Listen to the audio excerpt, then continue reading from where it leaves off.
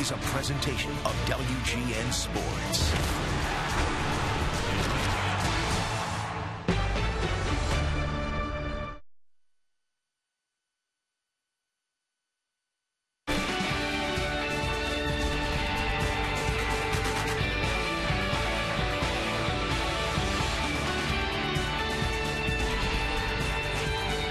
Another gorgeous day here in Arizona as we get you set for Chicago Cubs baseball on WGN Sports. We're in West Phoenix at Maryvale Baseball Park as the Cubs take on the Milwaukee Brewers in Cactus League action, and we welcome Cub fans from all over the country watching on WGN America, America's home for baseball. Great to have you with us once again. Sun is shining here in Arizona. Jim DeShays and Len Casper. JD, the Cubs break camp in less than a week. 1 through 8 today. We're basically going to see the Cubs opening day lineup. Right, and I think we're going to see a lot of that from this point forward. The club now just 11 days from opening day. It gets really fun now. The players see light at the end of the tunnel with opening day just around the corner. So these games will start to look more like regular season games. Starting pitchers are stretched out. The everyday players will be in the lineup quite frequently, getting 3 and 4 at-bats. It's go time here. It's going to be a lot of fun the next couple of days. We're here today and again tomorrow. Carlos Villanueva, the former Brewer, will be the Cubs' number 5 starter. He gets the nod today against Giovanni Gallardo. And last night, Starlin Castro with his first home run of the spring. He's in the lineup, batting second today.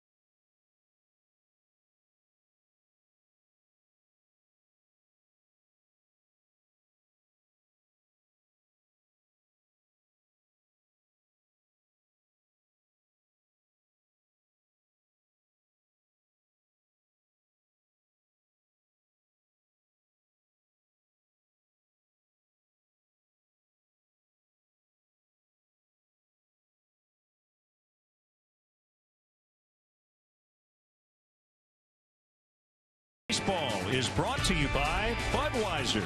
Great times are waiting. Grab some buds. And by Ford. Go further in any one of Ford's many fuel-efficient vehicles. Check out America's freshest lineup at your local Ford store or at localfordstores.com. Chicago Cubs baseball in high definition on WGN TV is brought to you by Xfinity, your home for the most live sports. Nice enough, JD, to make us lunch today. A little stir fry before the game. Cubs and Brewers, and they will match up at Wrigley Field on April 8th. Let's check out the Cubs starting lineup. As we mentioned in the open, 1 through 8 will be that opening day lineup on April 1st. To Jesus, Castro, Rizzo, 1 through 3.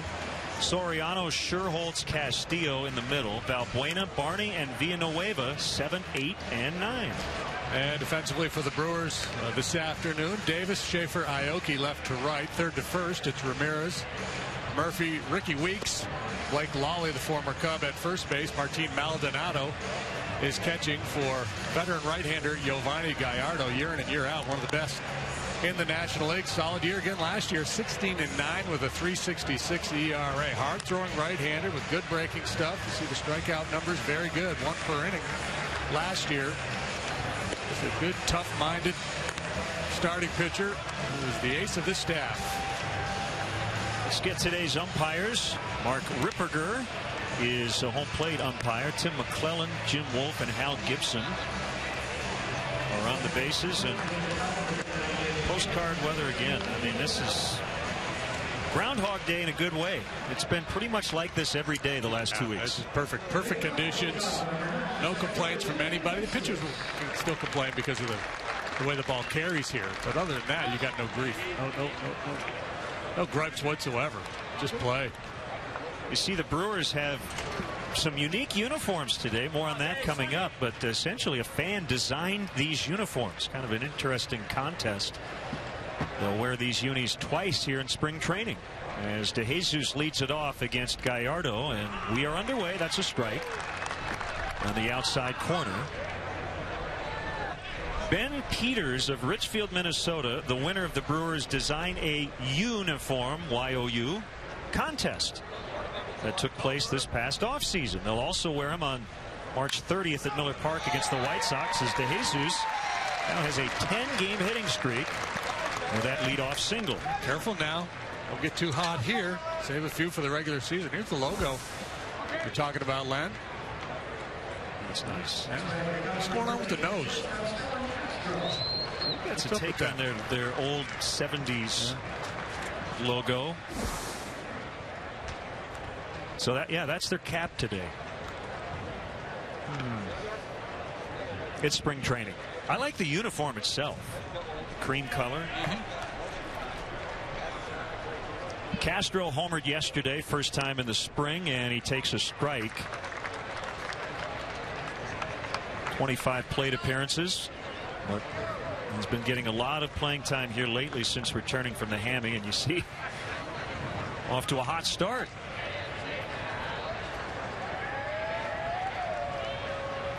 Castro, one of those guys who could roll out of bed in January and hit you a line drive. There's another one right on cue, JD, as he lines out to Davis, the left fielder. Well, he hit that one right on the nose. Yeah, just some guys are, so good at putting the fat part of the bat squarely on the baseball. Castro has a great eye-hand coordination. Sky's the limit.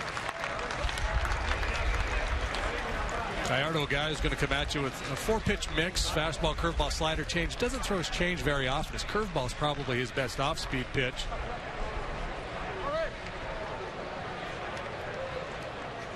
Rizzo without a home run so far in the Cactus League. And that is low. Now, does Gallardo change his approach in any way today? And I know you said your job was just to get people out, but he's going to face the Cubs probably 3 or 4 times this year. Yeah, the only change I would consider making if I were him would be to ask my manager not to make this start today. To say, look, I'm going to see this club a bunch during the regular season. Stick me over in a minor league game or something like that, but obviously he doesn't have a problem. They'll go 4-6-3, and that'll end the Cubs first. The Brewers are coming up from Phoenix.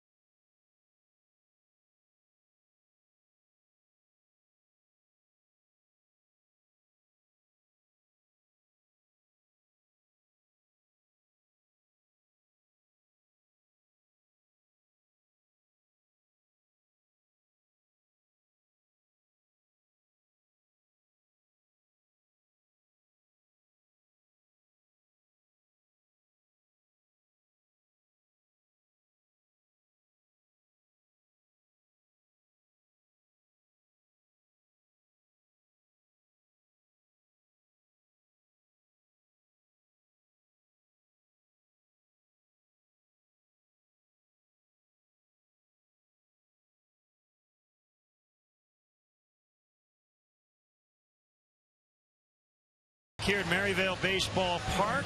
You check out the Brewers starting lineup. They led the league in runs last year. Aoki with a nice rookie campaign. Schaefer will be a backup outfielder. Ricky Weeks off to a good start here in spring training. Former Cub Aramis Ramirez cleans up. Maldonado behind the plate. Chris Davis has been impressive.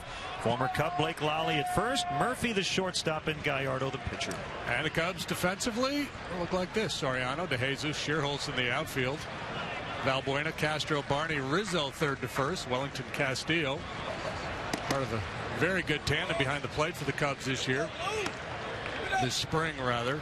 And overall, defensively, the Cubs have been very, very good. Made just 18 errors so far in Cactus League play.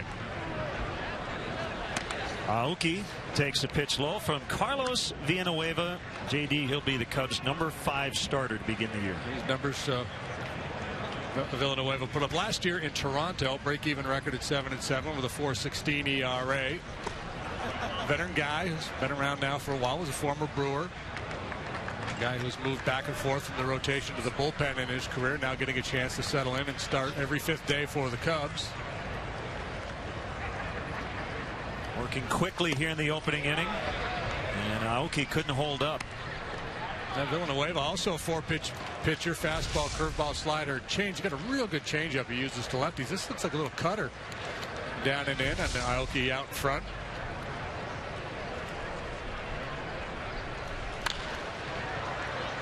One will get out of play. Well, Carlos, facing his former team, said the other day no fraternizing before the game today. Because if he had to put one in somebody's neck, he wouldn't be as comfortable doing it. He did add, not that that's likely, but you might as well get published saying it so the other guys will get a little, man, better not dig in. No, I like where he's coming from. You know, he doesn't want to. You know, he said, "I'll talk to pitchers on other clubs. I don't want to talk to hitters. I don't want them coming up to hit against me, feeling comfortable, feeling like they know me, and I'm not going to be willing to push them off the plate." That's well hit. Shearholtz will make the grab right in front of the warning track for the out. In fact, that was the second thing I read from Villanueva this spring that I really liked. Early on in camp, he talked about you know, the switching back and forth between the rotation and the bullpen. And he said, just give me the ball. I'll do whatever you want me to do. I'll do it. And I love that. I get so tired of guys talking about, I need to know my role. And I get it, especially between a starter and a bullpen guy. But so many times you hear guys who, you know, I need to know if I'm the 8th inning guy or the 7th inning guy. Come on, just take the ball and pitch. You'll be okay. Don't worry about it. Let somebody else make that excuse for you if need be. He also said that swingmen are underappreciated. Kind of standing up for the unheralded long guys who try to keep a 5-0 blowout in the 2nd inning from getting worse and saving the bullpen. Yeah, the guys that can come in and give you multiple innings, and that's becoming a rarity in the game. So many relievers are just one and done type guys. It's nice to have a guy come out of that pen and give you 3 scoreless. 1 and 2 on Schaefer, or on 20 minutes notice make a spot start for one of your starting pitchers who comes down with the flu. It's not easy to do.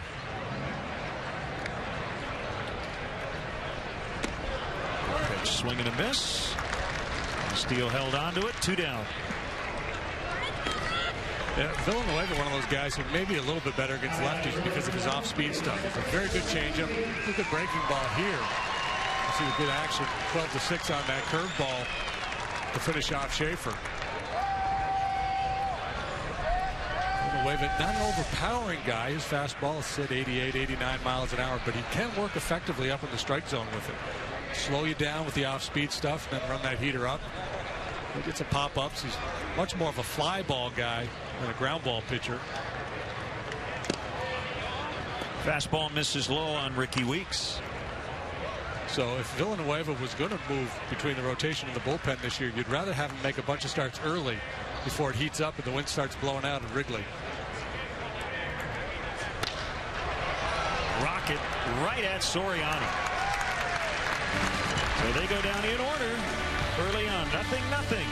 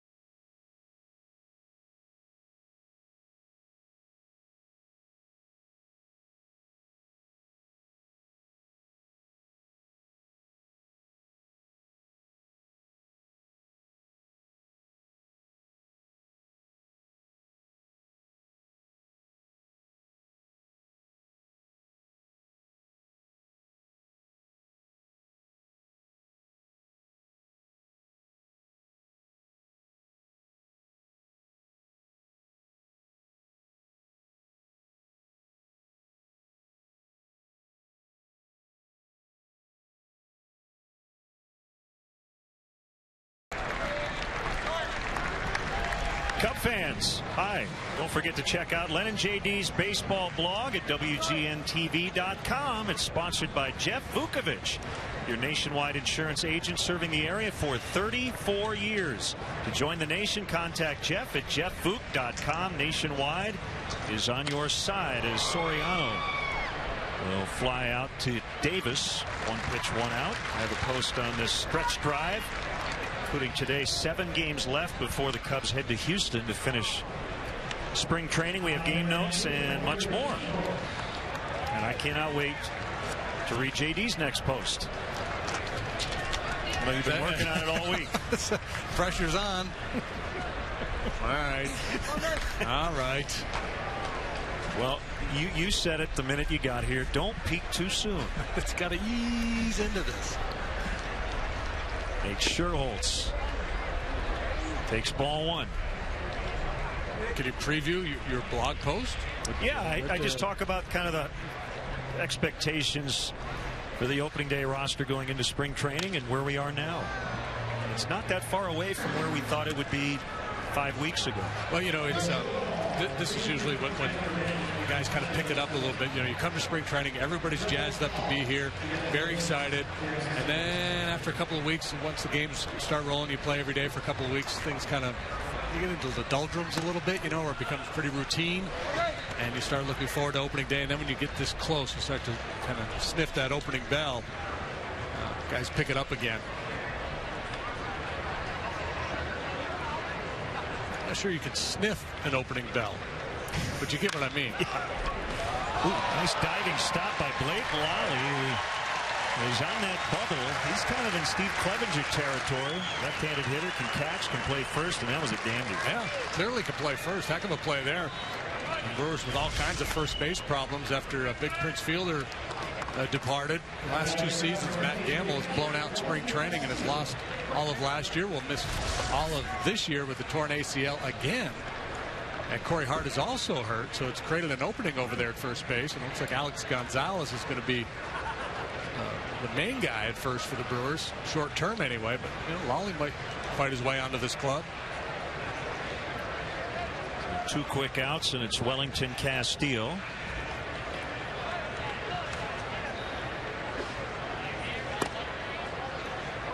And that one apparently missed a little low.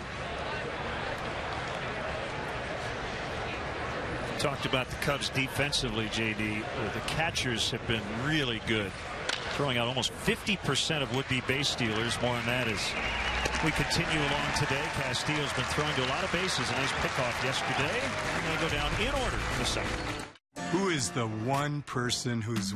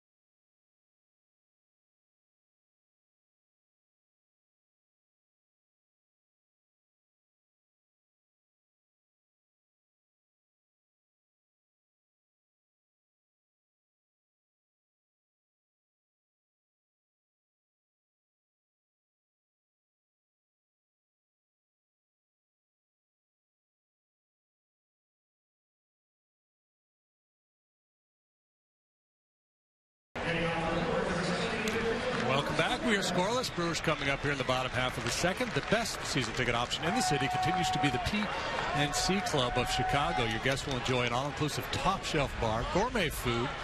This is a real deal, folks. 773-404-4200 is the number to call. That's our premier sales team. Or go to Cubs.com/premier. Great place to hang out, catch some Cubs baseball. Former Cub Aramis Ramirez recently missed almost a couple of weeks with a sprained knee. Feeling better and coming off a really good first year with the Brewers. I mentioned they led the league in runs last year. No Ryan Braun in their lineup today. I was surprised to see Ramirez whacking at that first pitch. He's very aggressive.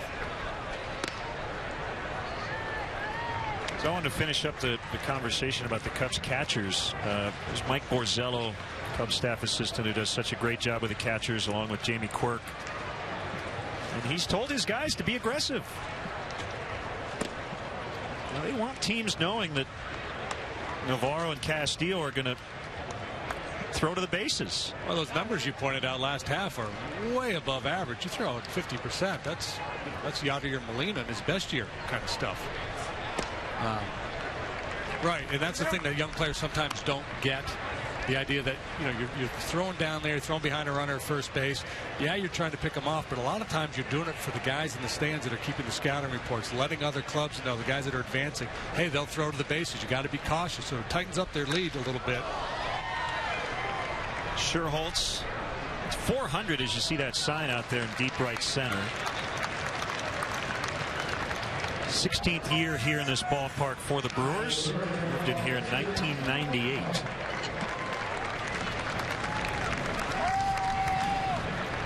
It's like a nice Friday afternoon crowd.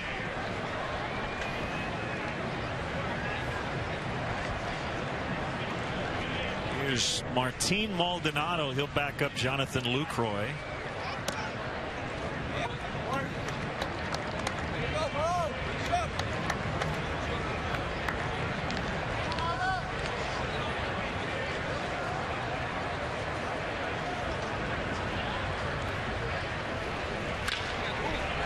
Ground, and that'll get through into left. They have their first hit. Maldonado was in the WBC backing up Yadier Molina with Team Puerto Rico. He had a great run, lost in the finals. We talked about Villanueva maybe being a little bit better against left-handed hitters than righties, and you saw there an indication of why that slider, just a little baby slider, but really flattened out on him and stayed up in the zone. Pretty easy pitch for Maldonado to hit solidly.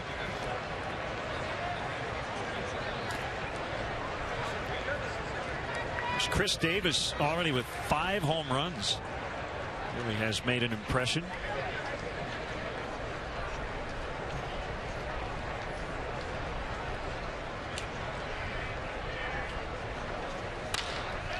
And he continues to impress.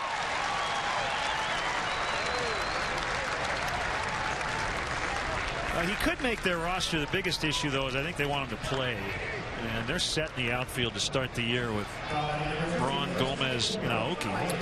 Yeah, Braun's not going to give up any at-bats. You know, he's going to be in there every day.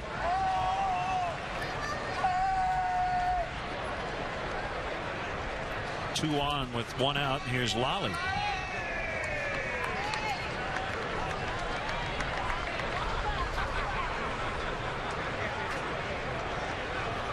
And talking about the Cubs lineup today, 1 through 8, one thing Dale has done since Castro returned recently is he said Barney and Castro, when they're in the lineup the rest of the way, they'll be in the lineup together. Not that they really need the reps, but you want your double play combo to get its timing down. Yeah, I suspect we'll see a whole lot of this going forward, what we see today with the everyday guys playing almost every day. Barney will make the catch. Where is he going to throw? Second base. And they'll double off Maldonado to end the inning. This March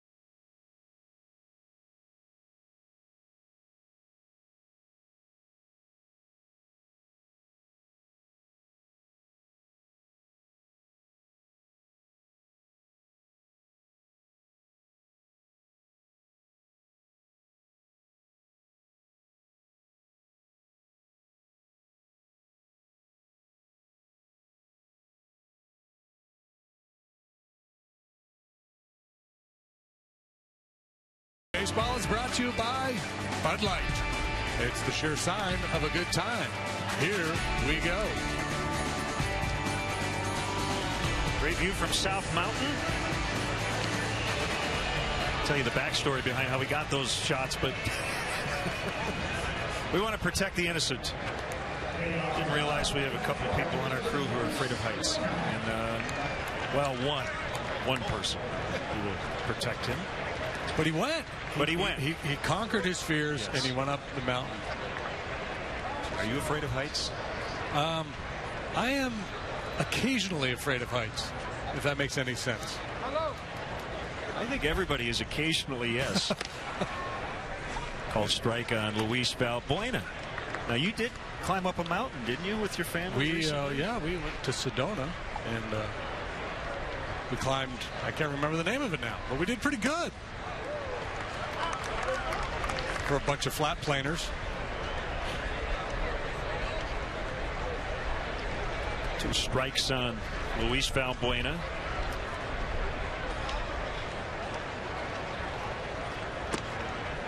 And that is low. Gallardo, as JD mentioned, will be the Brewers opening day starter. It's a different look rotation for the Brewers this year. Remember last year they had the very impressive front 3. Gallardo, Greinke, Sean Markham. A lot of people were bullish on the Brewers because everybody knows they've been a team over the last few years that have been able to score a lot of runs, and pitching looked like it would be really good last year. But it's a new look rotation now. A lot of new faces in there. Oh, it's funny how things just don't last. You know, they had that great year 2 years ago, and they won 96 games, and they had 5 guys who are as solid as it gets. And the only 2 guys left are Gallardo and Chris Narveson. Marco Estrada's now in the rotation. Willie Peralta, the youngster. Well, it's kind of like the Reds last year, right? I mean, 5 guys took the ball every 5th day pretty much from April to September. Till October. Yeah, what a rare luxury. Is Valbuena missed the 4-seamer, and that's the first strikeout for Gallardo. You can reach us in many different ways. Email LennonJD@Tribune.com. We're on Facebook and on Twitter as well. We'd love for you to tweet us today. Yeah, I need to step that up too. I haven't been tweeting very often. I get a little forgetful when it comes to that. Strike on the inside corner on Darwin Barney. I haven't talked to Darwin about hitting 8th, but he's hit there before. He's hit 7th. He's hit 2nd. I was talking to my former partner who hit 8th occasionally, Bob Brenly. He said that's a tough place to hit because pitchers are going to try to get you to chase. In the National League, and there are times you have to be willing to chase with 2 outs and a man in scoring position. If you have a weak hitting pitcher on deck and you're at a stage of the ball game where your manager's not going to pinch hit, you don't want to go up there and just wail away and get yourself out, but you have to be willing to expand your strike zone to try to drive in a run sometimes. Of course, the way Samardzija's been swinging the bat, that might not apply when he's in there. Jackson can handle the bat a little bit. It changes the dynamic a little bit if you've got a pitcher who can swing it. When I was playing, that 8-hole hitter looked over and saw me on deck. He's thinking, if I don't do something, we're toast.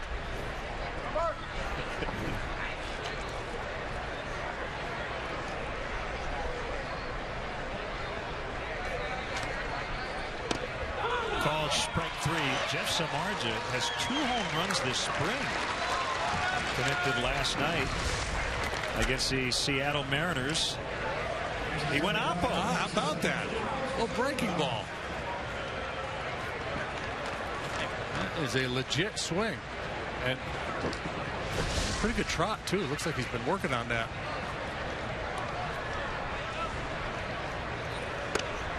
Villanueva, that's in off the plate.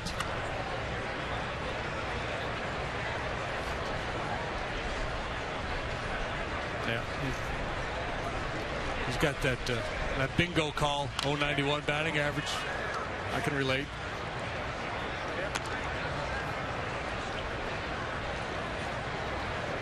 Giovanni Gallardo can hit. He has 10 career home runs.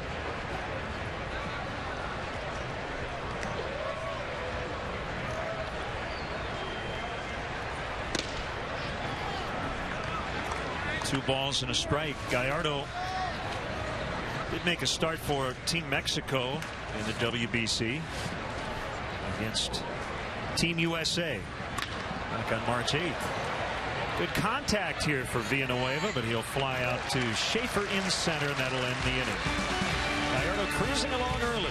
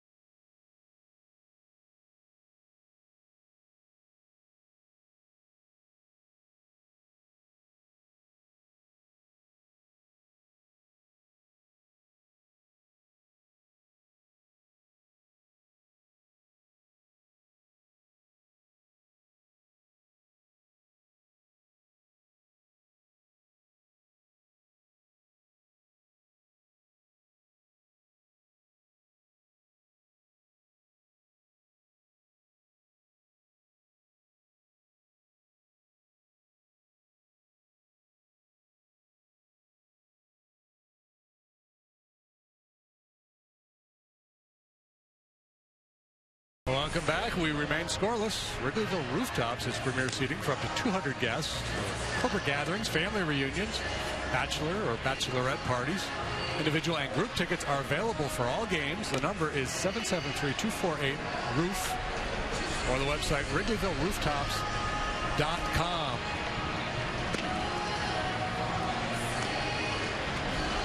Starting pitchers cruising here early. And the Brewers will have 8, 9, and 1. Murphy, Gallardo, and Aoki against former Brewer Carlos Villanueva. Cubs are 13 and 15, 28 games already in the spring. Milwaukee 9, 13, and 2.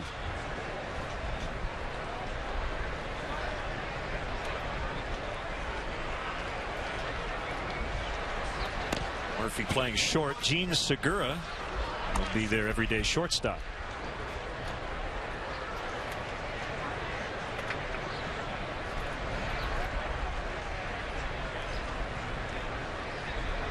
There's a 1-0 on the ground.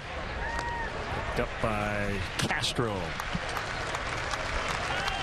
Not the easiest hop to contend with, but he handled it nicely.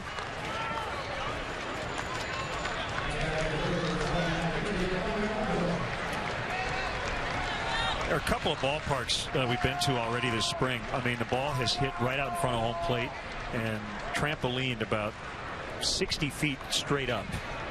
They really have to water down that area right in front of home plate. The sun just bakes the infield dirt here in Arizona. Yeah, it's a problem in Florida as well, but more so here, I think, because it is so dry.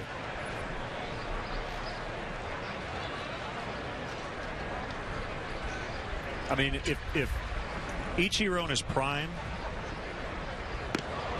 how about that breaking ball? It might not have even hit 60. Yeah. Well, you got the opposing pitcher up there. If you're going to experiment, play around with something, now's the time to do it. Although Gallardo is a good hitter.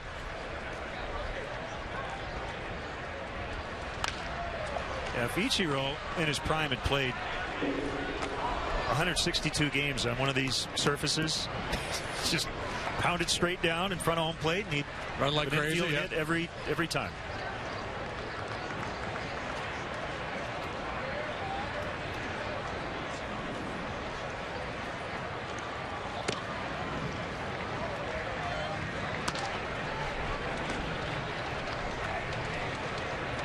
Yeah, just adopt the same approach that the softball players. You ever watch any of the college softball, the way they kind of run up in the box and just chop it and run? Swing and a miss. He did not go after Gallardo like he would a normal pitcher because he knows he can hit.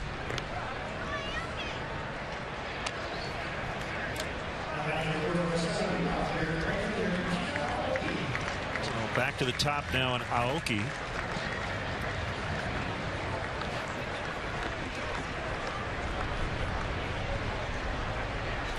He's a guy that could take advantage of that.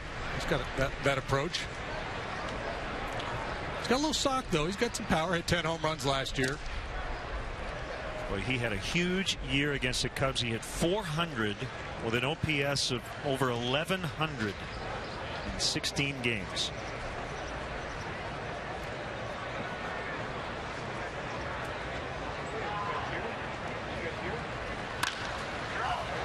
Rizzo can't get it, and that's a base hit. How about this for Nori Aoki? His first major league RBI last year came on a suicide squeeze. His first major league home run in inside the Parker. Wow. That's doing it the hard way.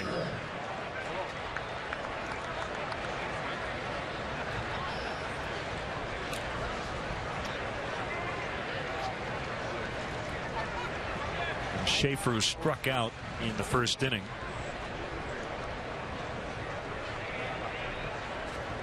Well, if Castillo wanted to work on throwing behind a base runner first base, this would be a good time to do it with a left-handed hitter up. Never mind, scratch that. Aoki will easily make the turn. Back-to-back two-out hits.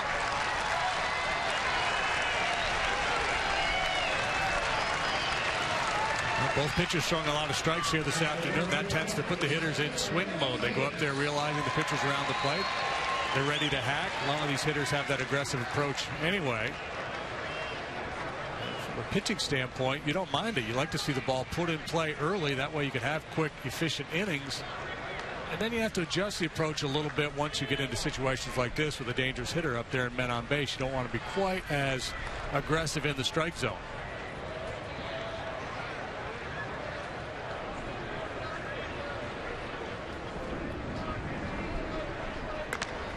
And again, this spot here, right-handed pitcher, first and third. Remember, no longer can you do the fake to third, spin around, throw to first. You cannot fake to third anymore. You should step off first.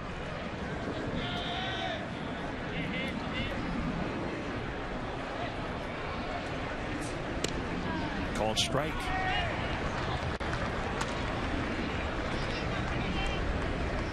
Well, let's see. Runners at first and third, 2 outs. Brewers last season, 25% of the time scored in these situations. League average was 29. Cubs pitchers a little bit better than league average. We'll be showing you that graphic throughout the season. One thing you'll notice as time goes on is with 2 outs, it's a lot tougher to score no matter where the base runners are. That's why preserving outs is really important. Villanueva with the jump on Weeks here now, and talked about, you know, the approach with runners in scoring position as opposed to nobody on, how you become a little bit more less willing to give in. Now you got a two strike count on a guy like Weeks. Take a couple of shots out of the strike zone, see if you get him to chase breaking ball out in the dirt down and away, or maybe go way upstairs with a fastball.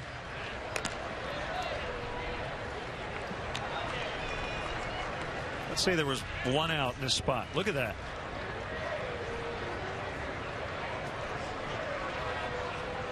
Well, just 1 fewer out, and you've got a much better chance to score. We'll get into the idea of, you know, the sacrifice bunt as we get into the regular season, and in certain spots how valuable that is.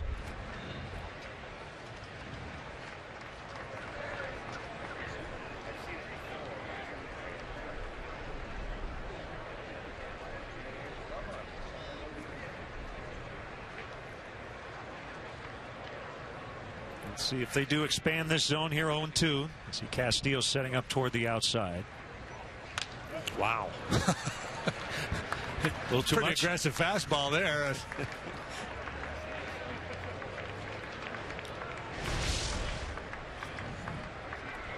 Yeah, you know, Greg Maddux, he was a big believer in not wasting pitches, and I agree with that. I think especially if you're a guy who doesn't have overpowering stuff, sometimes it makes sense to attack the hitter when he's at his most vulnerable.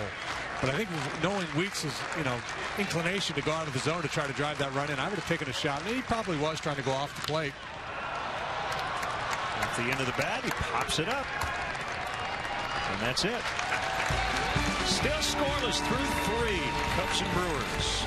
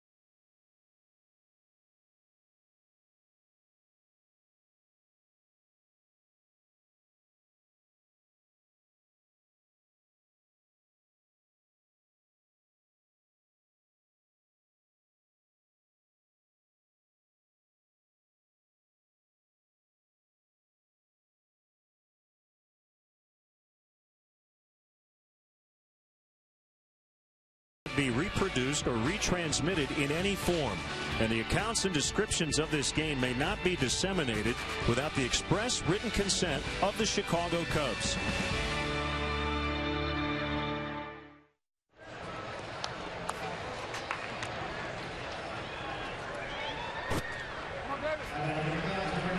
There's Tim McClellan, veteran umpire. Made some headlines 3 days ago. He actually, for 4 batters, had to call pitches from behind the mound here in Maryvale after home plate umpire Seth Buckminster got hit by a foul ball. So you see a lot of odd things in spring training, and there are some who believe that, and there's Anthony Johnson, who donned the home plate gear eventually, who believe that you have a better angle that we can see from our center field shot. Balls and strikes better than an umpire from behind the plate. I would think up and down for sure. Be easier to call from behind home plate. The only problem I think we would have with it is the umpire would be in our viewer's way. We'd have to make sure he's not in the way, and then the batter's view. The hitter's going to want to move him. We're going to want to move him. What happened was that an home plate umpire got nicked up, had to leave the game. So instead of waiting for a substitute to go get his gear on, they said, let's just keep playing while we get somebody ready to work the plate. So Timmy slid back there behind the mound, took charge of the situation. Takes you back to Little League. It's Mark Ripperger back there today. I believe Buckminster suffered a broken hand on that foul ball. 1-2 on De Jesus, who mentioned a 10-game hitting streak with a leadoff single to start the game. And drives another one into right. Man, how pretty is that stroke? That's a bat head speed there.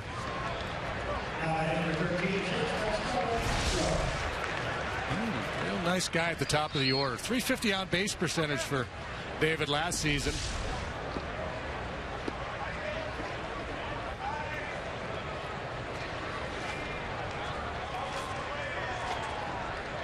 Now it's going to be interesting to watch the evolution of Castro, to see how long he stays in the 2-hole in his career.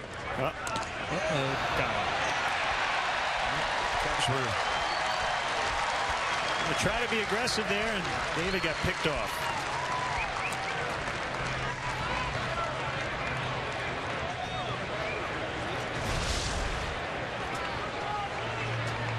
Quick feet by Gallardo.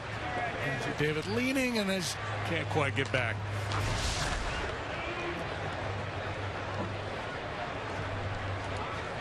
But anyway, on Castro, right? A 2-hole hitter, and it depends. Managers have different philosophies, but a lot of time the 2-hole hitter is a guy you're asking, take some pitches, if the leadoff man is on, let him try to steal some bases, play hit and run, hit behind the runner, things of that nature. But Castro is such a good hitter, and the power is developing.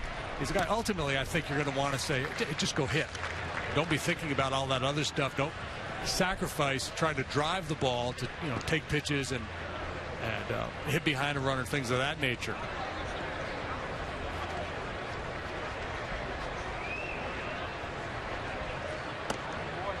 Two and one. Well, the one thing we have seen, Starlin's approach really hasn't changed depending on where he is hit in the lineup. And Dale has asked him to not change his approach. Just do what you do, regardless of where you hit. And for the moment, it's between DeJesus and Rizzo. And continues to hit the ball hard. Lined out in his first at bat. And a solid single here in the fourth. Planning a special day or night at Wrigley Field? Personalize your visit by purchasing a special message to be seen on the center field scoreboard. Messages are posted in the middle of the 5th inning. All proceeds benefit Chicago Cubs charities, so it's a win-win. For more information or to purchase your scoreboard message, visit Cubs.com/scoreboard messages.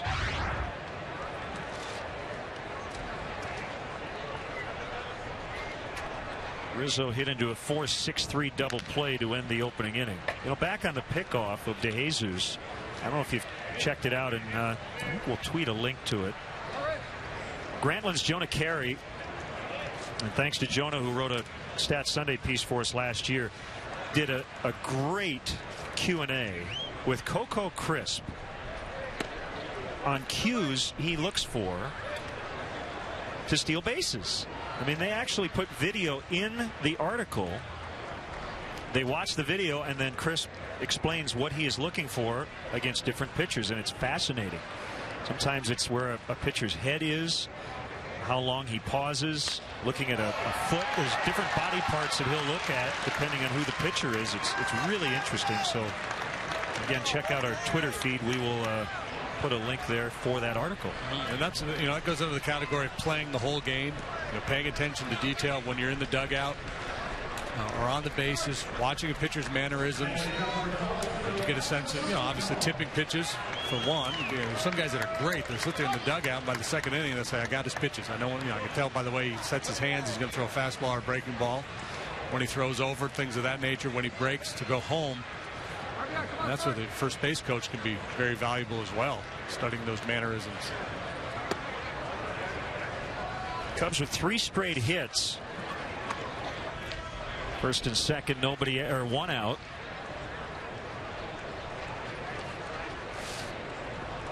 And DeJesus got picked off right after his single. All 3 of the balls hit in this inning very sharply hit by the Cub hitters. Let's see if DeJesus had not been picked, if we were bases loaded and nobody out. Guess the number. 93%. The Brewers last year did not strand the bases once.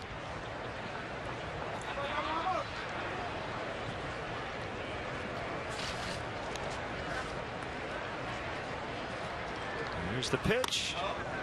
Missed again, 3-0. Yeah, that number obviously gets a little higher, right? It's 35% in all such situations, but when the cleanup hitter's up there with a 3-0 count, I would suspect that number gets a little bigger. Imagine he has the green light here too. And he takes it all the way. 3-1. Dale Swaim, a former Milwaukee Brewer. Former coach and manager as well. But they're the enemy now. Oof. So you see that often. The hitter will take the 3-0 pitch right there, and then he'll get overly aggressive and chase that 3-1 fastball. That's a tough pitch to lay off, though. When you're paid to drive in runs, you see that ball come out of his hand. It looks awfully good, but it's just tough to get on top of that high heater. It's a little bit above the belly button, and it's just tough to get on top of it, especially if you have a little bit of a loop in your swing, like Soriano does. We'll do it again.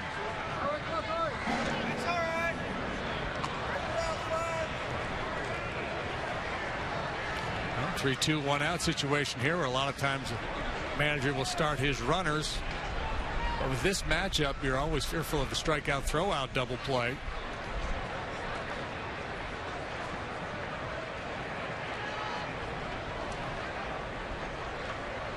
Brewers defensively playing strong pull for Soriano. They have Ricky Weeks out there standing behind second base. Murphy, the shortstops, over in the hole. Lolly way off of first base. Another payoff pitch. And Schaefer will record out number 2. Runners holding. Well, if Alfonso can have a mulligan, he would prefer to attack that 3-0 pitch. He took it all the way, and that was the most hittable of the pitches that he saw from that point forward. Some guys aren't comfortable swinging 3-0. They just don't like to do it. And we hear that discussion a lot. A manager or hitting coach will tell the guy, when I give you the green light, it's not like it's okay if you. We're telling you, you get a pitch in the zone. Go ahead, man. Let it fly. This may be the best pitch you're going to see the rest of the way. So it's up to Scherholz again. 3 hits in the inning and no runs to date. Outside for a ball. Yeah, and this is where baseball becomes a team sport, right? You know, in basketball, you can pass somebody the ball. In football, you can block for somebody. In baseball, it's picking up a guy who didn't get the job done in front of you.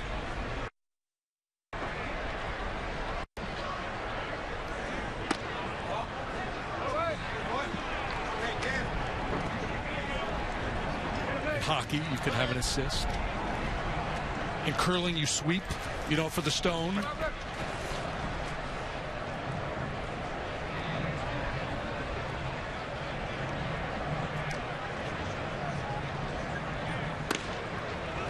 Maldonado thought about a throw to first. Here we go again. Yep.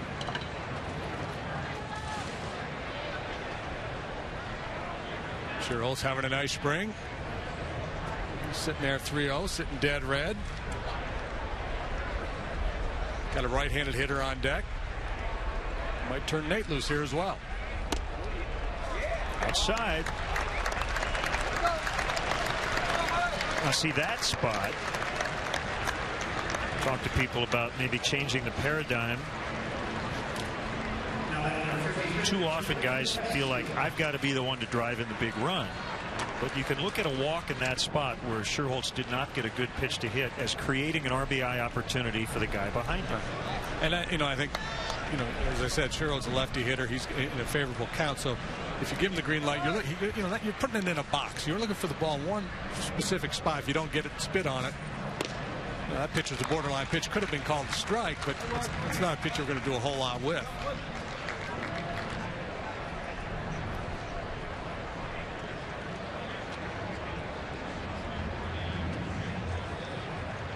Gallardo's had to work hard here in this inning.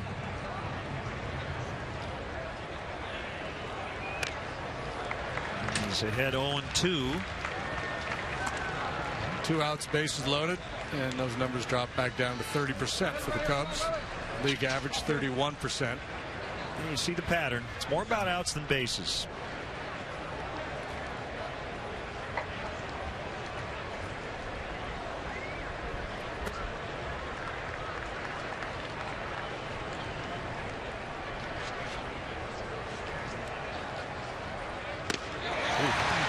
He was trying for a grand slam and came up empty, so Gallardo does escape the 4th. More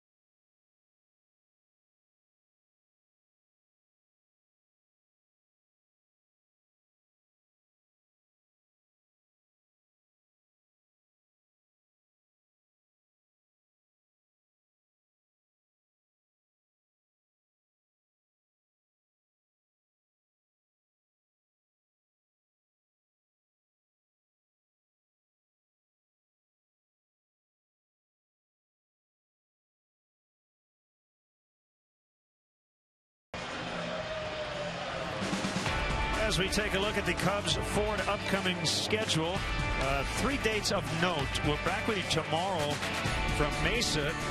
Cubs and the Angels here on WGN Sports at 3 o'clock Central Time. We'll have the season opener in Pittsburgh at 12:30 Central Time on April 1st, and we'll have the home opener at Wrigley Field 12:30 for next year is here. Ford, go further in any one of Ford's many fuel-efficient vehicles. Check out America's freshest lineup at your local Ford store or at localfordstores.com. Still scoreless, Milwaukee batting in the bottom of the 4th. Cubs with a golden chance right by the boards in the top of the inning.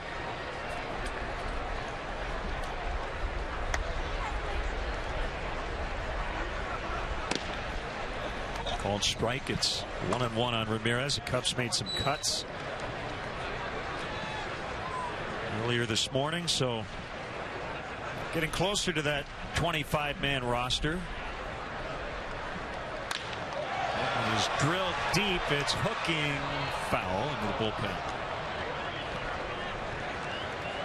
A little bit of a hanger there. Ramirez just a little bit out in front of it. He's always been a slow starter and was again last year, but after the All-Star break in his career, a .331 hitter. Or that was last year, rather. But that's the norm for him. Yes. It seems like every year he gets off to a slow start, and then as the temperature heats up, so does Aramis.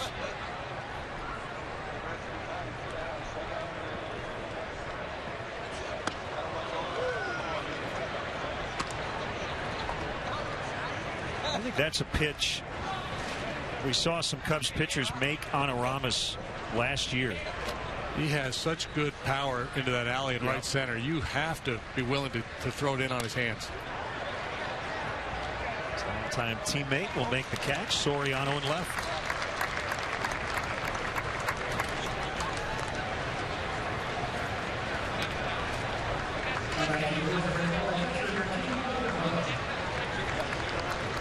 So really, it's come down to, a decision on the bench. And one spot in the bullpen. And one spot in the bullpen. And that is assuming, and this is probably the worst week of the entire baseball season for managers and GMs, because you can't have an injury now.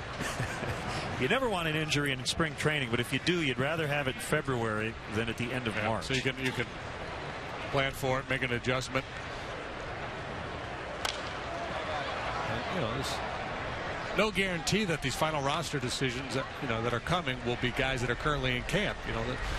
Theo and Jed, Dale, they'll keep a close watch on the waiver wire, and somebody who they feel is a better fit may come available off of somebody else's roster.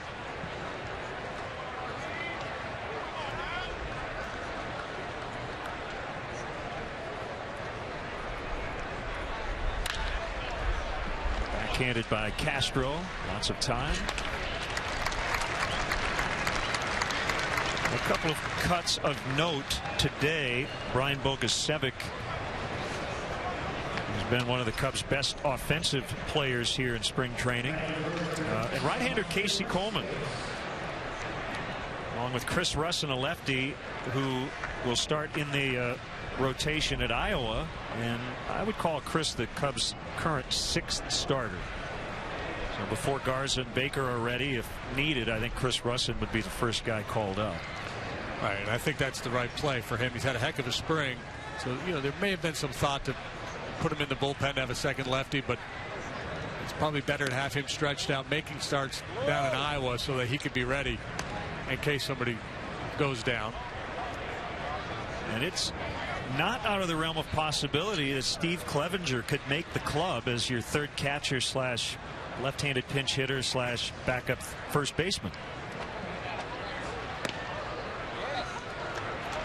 I think the thinking on Bogusevic was just they want him to play every day and get more at bats. He's not a young guy, but he started his career as a pitcher in the Astros organization before making the transformation to position player. So, for his age, he's still kind of behind in terms of total at bats. But boy, did he ever put a show on this spring and really took a step in the right direction. So if he's able to go down to AAA and continue to swing the bat like that, he'll find his way to the big leagues. Well, the 25-man roster changes constantly, and I think there's a pretty decent chance we're going to see Brian in a Cub uniform at some point this season. So Villanueva and Gallardo through 4 have not allowed a run.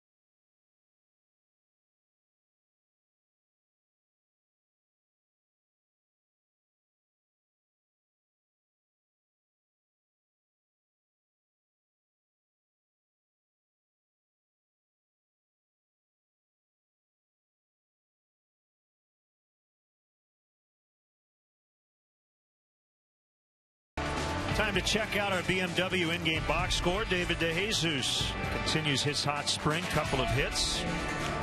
Be prepared for inclement weather this season with a BMW 3 Series with X-Drive all-wheel drive technology. Visit your local Chicagoland or Northwest Indiana BMW Center today to test drive one. Great day to be out on the berm in some Arizona sun. Bottom 3, Valbuena batting 7th in the lineup, takes a breaker for a strike from Giovanni Gallardo. May snow in Chicago this weekend. Well, bringing you a little taste of summer here. I was back home for a couple of days.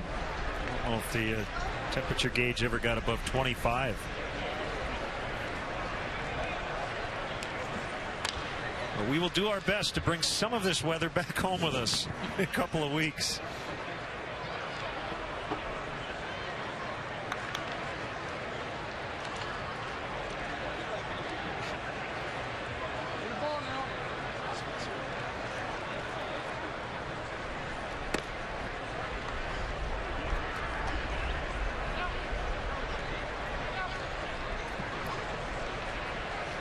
Well, the Reds have announced their starting rotation, and it does not include Aroldis Chapman. He recently said he would prefer to stay in the 9th inning, and that's exactly what they're going to do. You referenced earlier the fact that other than one start, it was a makeup doubleheader against the Cubs. They had to bring up Todd Redmond. Their 5 guys pitched the entire year. And it'll be Cueto, Latos, Arroyo, Bailey, and Leak once again. Ball 4, Valbuena's on. And Mike Leake would have been the odd man out, both Chapman going back to the bullpen. Leake, who's had a good spring, slides back into that Reds rotation. It's a good looking lid. Yeah. Well, the Brewers, we talked about their unique, say once in a lifetime, we'll say twice in a lifetime uniforms they're wearing today. You see the old school logo there on the right. They've got about 5 or 6 different uniform looks these days. Hey, I've got a very important question for you. This is my first time here. Do they do the running sausages thing in spring training? I don't think they do it every day, but I'm guessing they probably would make a cameo appearance once a spring. That's what I'm guessing. Well, remember the Italian sausage. Prima donnas, they don't right every day. The Italian was missing for a couple of weeks. Until I guess a couple of guys just dropped him off at a bar and said, you didn't see anything. Yeah. Always intrigue surrounding the racing sausages. Randall Simon whacked one of them with a bat one time running in front of the Pirates at the time. Yes. Yep.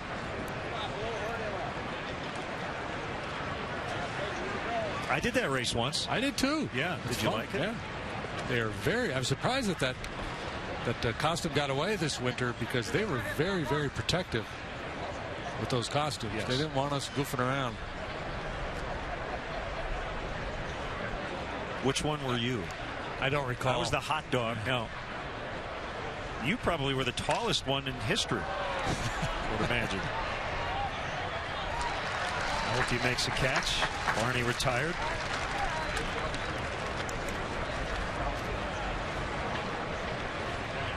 I mean, Randy Johnson never did it? I'd pay to see that. Yes, I would too. Because basically, if you see where the mouth is, right around that area is where you actually see. And then you've got another 2 feet at the top. Ooh.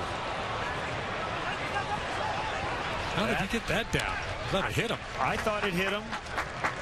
And it didn't, thankfully. Boy, that makes you nervous. So anything up around that pitching hand. Let's see. They got him on the toe. They got him on the toe, but he saw it go fair. He said, yeah, I'll take the sacrifice. And no argument from the Brewers. None of the umpires caught it or cared to.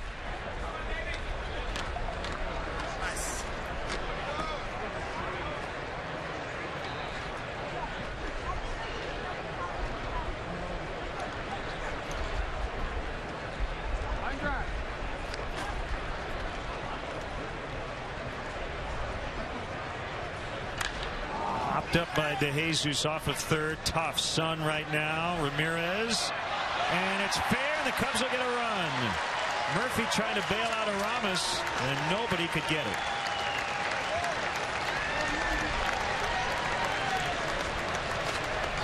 You're living right, David.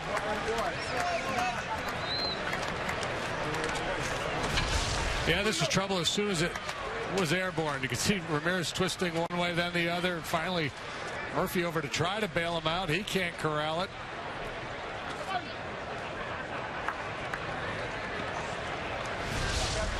It's one of those interesting calls. It is spring training. It doesn't really matter, but you know, should that be an error? And it is. A ball that clearly was going to be difficult from the minute it left the bat because of where the sun is. So an error on Murphy.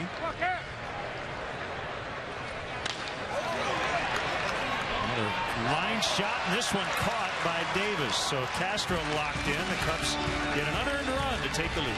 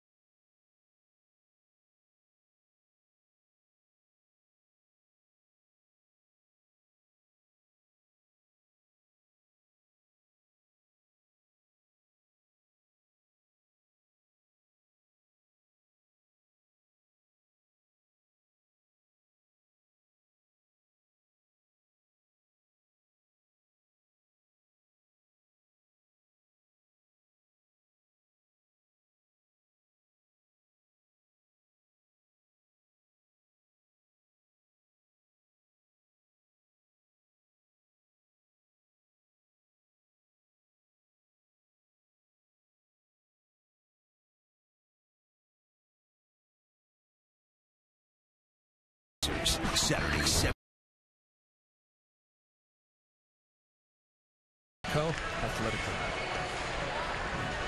Welcome back. The 8th annual Chicago Cubs Charities Race to Wrigley 5K run presented by Athletico takes place on Saturday, May 11th. Starts at Wrigley Field. Participants will run through the ground level concourse around the neighborhood and finish under the legendary marquee at Clark and Addison. This year, runners who raise $1,000 or more are able to run a post-race victory lap around the warning track.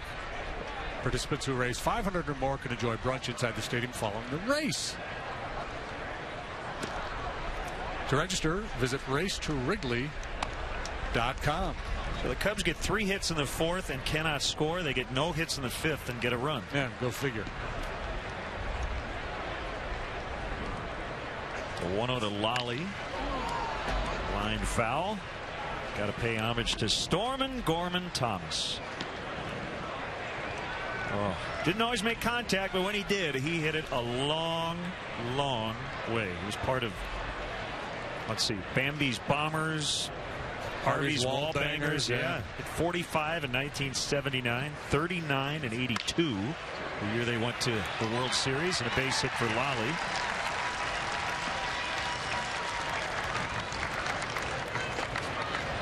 Finished in the top 10 in the MVP voting a couple of times. He was not a Moneyball type guy. He didn't draw a lot of wonks. He was just an old-fashioned slugger. The guy he would figure when he got done playing baseball, he could have had a lucrative career on the slow-pitch softball circuit.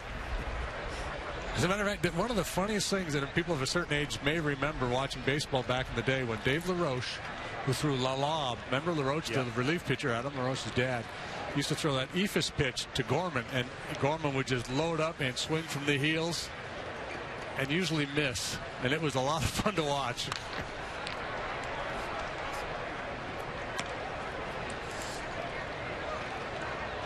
Thomas actually was the Seattle Pilots' first-round pick. Their only year of existence, 1969. Never played for the Pilots. Made his debut with Milwaukee in '73.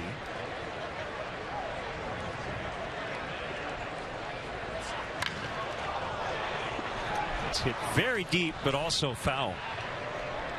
Yikes. Oh, my goodness, Donnie Murphy.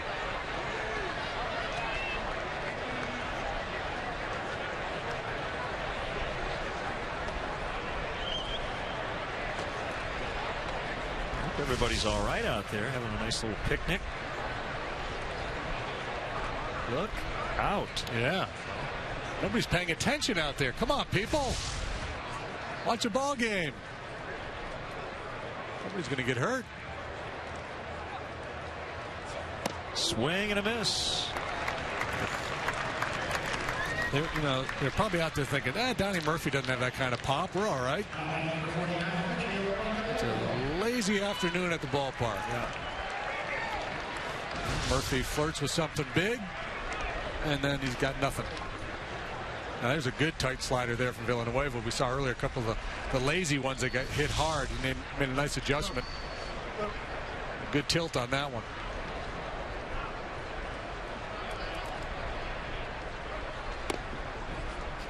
Castillo up and ready to fire.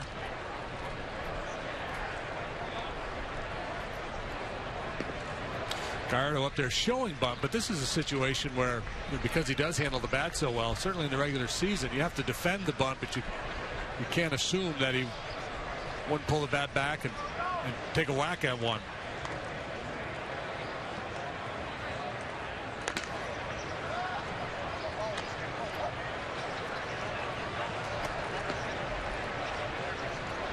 Longest outing for Villanueva coming in, 4 innings. Each of his last 2 times out.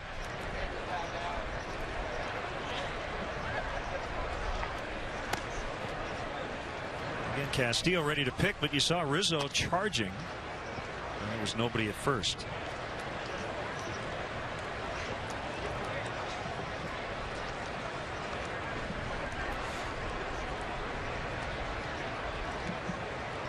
Right on schedule here in the 5th inning.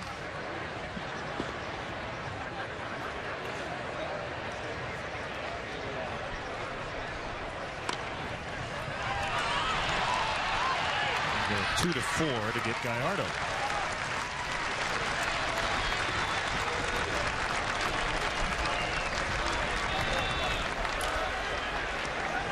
Tying run now at second with 2 gone for Aoki.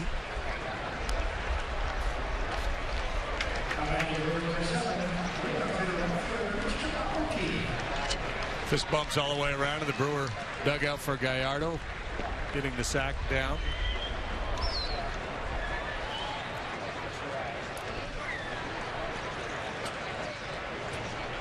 They're on the. Just noticed Jim Gantner in there too. You get all the former Brewer greats. Where's Robin and Molly?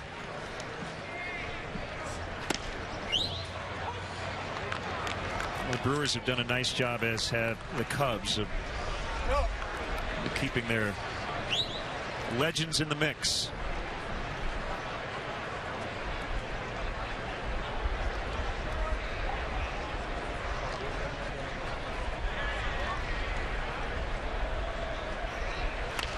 Late swing, look out behind the Cub dugout.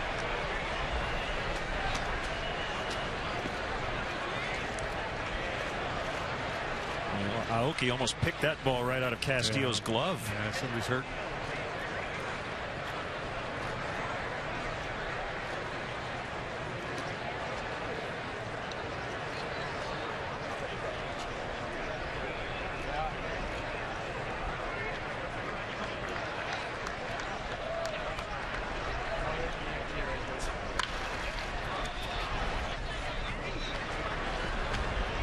Well, it's a good 2-strike approach there, just trying to stay back, trying not to get fooled, and willing to shoot the ball the other way.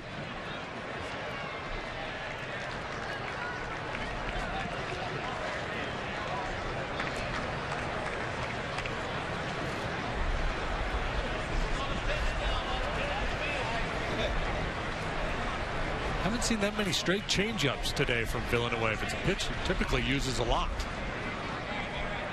Comes a high force seamer.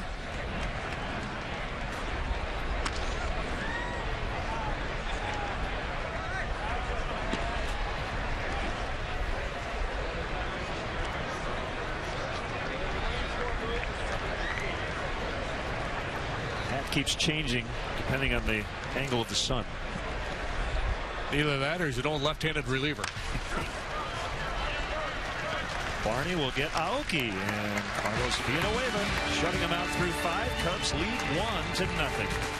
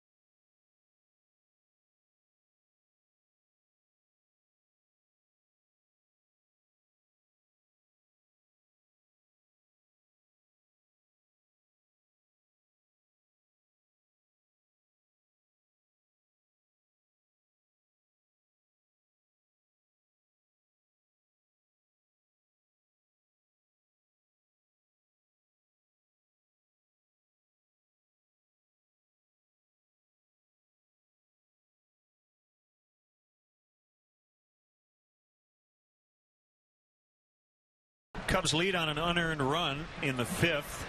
Good pitching matchup otherwise, as Gallardo back out there to face Rizzo, Soriano, and Scherholtz for the Cubs.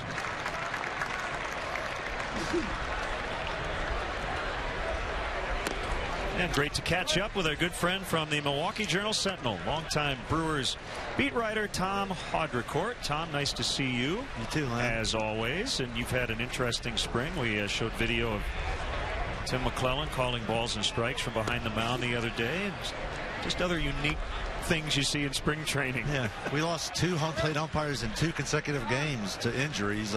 We were wondering if they would just go without one in the 3rd game. There's a 2-0 to Rizzo. Been many days at the ballpark with that. Been a pretty good plan. Yeah. Just do it without them all together. Ron Rennick, he said if the umpires had the courage, he says you can call it better from behind the mound. So, yeah. Well, these 2 teams will match up quite a bit, including the Cubs home opener on April 8th. Hey, didn't you have a general manager go down too?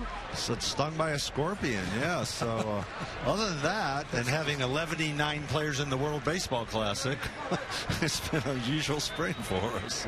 Well, give us your quick overview on this team. They should score a lot of runs. Bottom of the rotation, unproven. And bullpen Axford had his issues last year. What's your overview of this team? Well, the bottom of the rotation thing that you mentioned is probably going to be a key to their team. I don't think they'll have trouble scoring runs. They led the National League in runs scored last year, and everybody back except for Corey Hart at first, and they hope to get him back from knee surgery about a month in. But they're going with some untested starting pitchers, and that's a gamble, and we'll see if it's a gamble that pays off or that doesn't pay off. There's a 3-2, and that's hit foul. Do you believe, as I do, that the Reds are the team to beat just because basically they return intact and they won it last year? I do. You know, you got a pretty good team when your main deal is, will Aroldis Chapman start or be the closer? If that's your only issue in camp, I kind of like your club. And they announced today he is going to close. What about, is Kyle Lohse fit for the Brewers? You know, he's still unemployed. Other than the money he wants in the draft pick and the draft pick money, they like him a lot. But not enough to oh, he'd be such a good fit here, which Scott Boras constantly reminds the Brewers of. He does. Let's see, 4th strikeout for Gallardo. Do you anticipate that Ryan Braun will continue to read his name attached to this Miami story, or is that going to go away? It's going to not know. Well, it's the gift that keeps on giving for those of us who cover the Brewers. You know, they're either going to close the book on it and say everybody's okay, or somebody's going to pay. It's going to be one or the other. The question is, how far away are we from that? Right. That's the question. That's it for Gallardo. We'll continue with Tom Haudricourt. 6th inning, Cubs lead 1-0.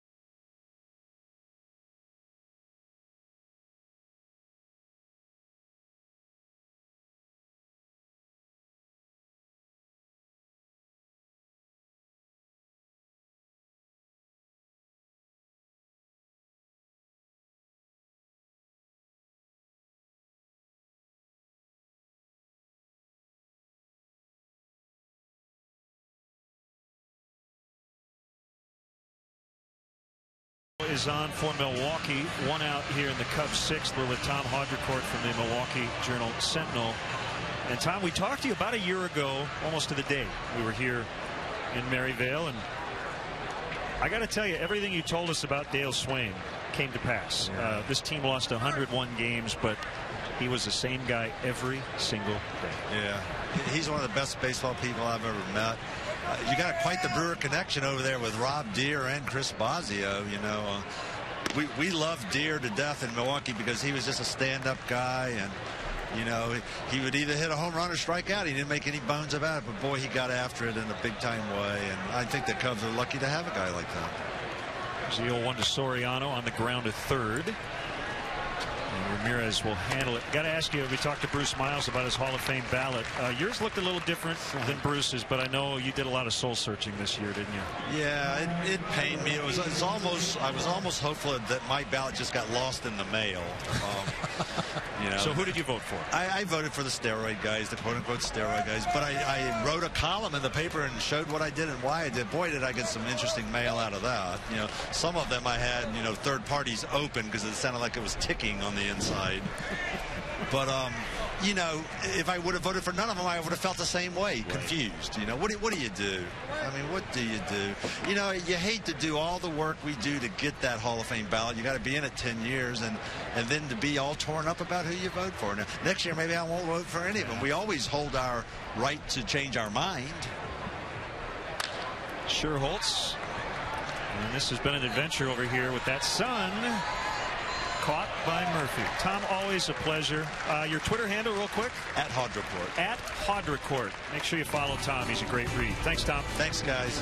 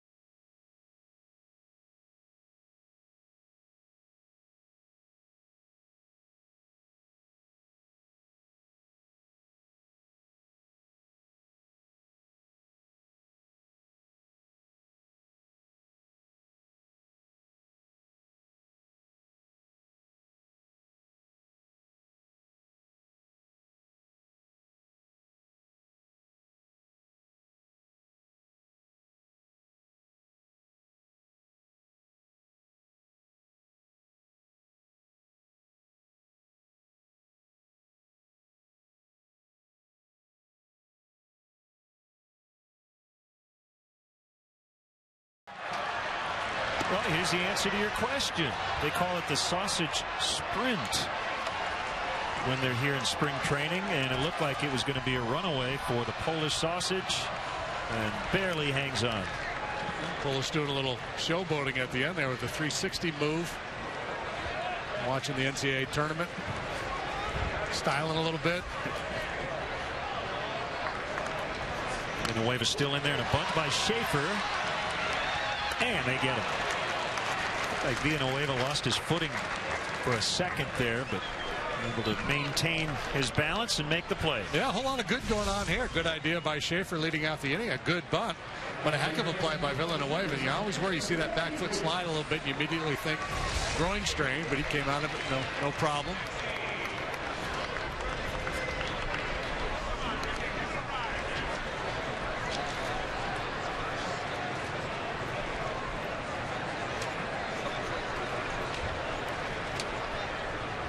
To this point, this is the sharpest Villanueva's been this spring. He'll be the Cubs' #5 starter, so he'll make his season debut in Atlanta on the first road trip. And we talked about his ability to climb the ladder with the fastball, but you got to start down. So, you know, does a nice job there. Throw that good downward angle fastball, try to hit the knees on the outside edge, and then you can go to work from there. Throw strike one, and then you can start to expand a little bit.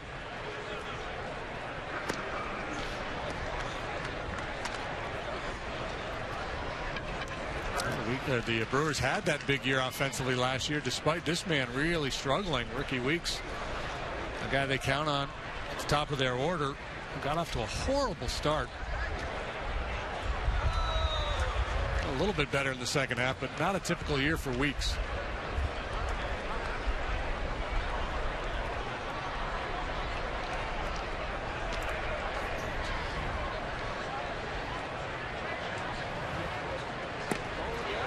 Weeks could not hold up.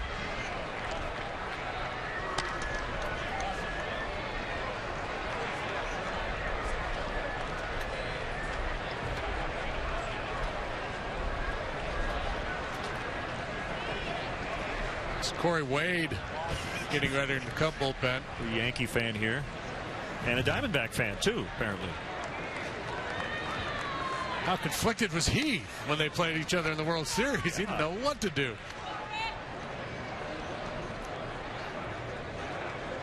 He's sitting up there going, I can throw as hard as this guy.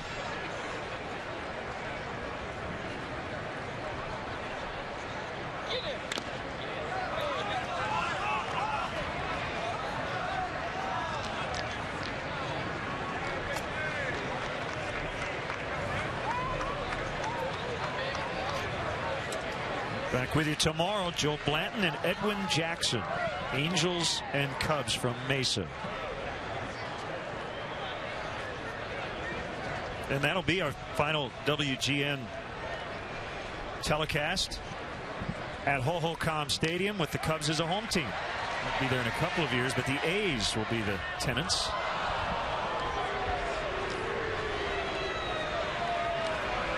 Well, it's time to play ball. Get to Wrigley Field this season to see the Cubs in action. Single game tickets are available. So get your tickets now for the season's hottest games. To purchase, check out Cubs.com or call 1-800-THE-CUBS. Or you can stop by the Wrigley Field box office. Hey, great to see Jody Davis on the left, former Cub great, along with Mick Gillespie, the fine radio voice of the Cubs AA affiliate, the Tennessee Smokies. They're working on Cubs.com today. And I get to work with Mick when we're not on television. Really enjoyed it. Jody. Very, very popular when he returns to the ballpark to sing the seventh inning stretch.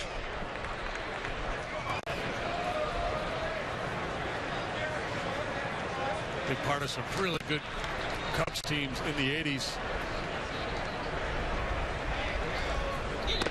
Football 4. Villanueva tried to hump up there and get a little something extra on that fastball. And typically when you do that, you don't throw it where you want to. It's his first walk of the day. Comes in the 6th inning.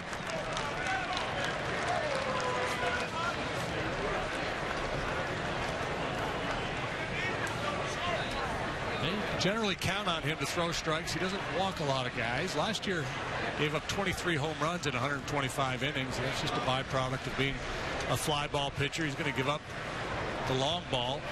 You know, if most of them are solo shots, you're going to be okay. Breaking ball got away from him a little bit.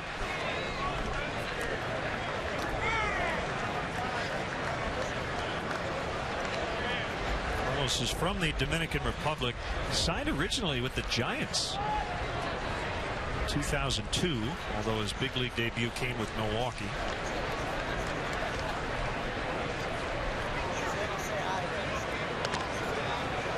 Here with the Cubs on a 2-year contract.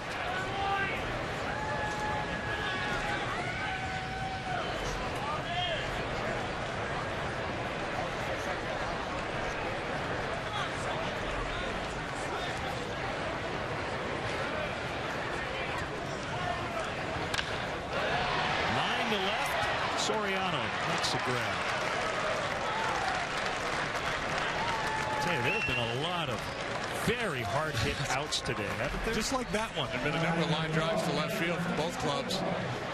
To hang with them. Sometimes that barrel's overrated.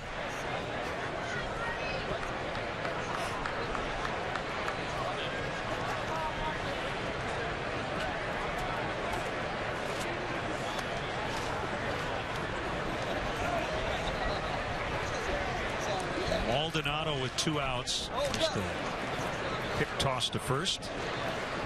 Here's a good one right out of the pages of the Brewer press guide on Maldonado.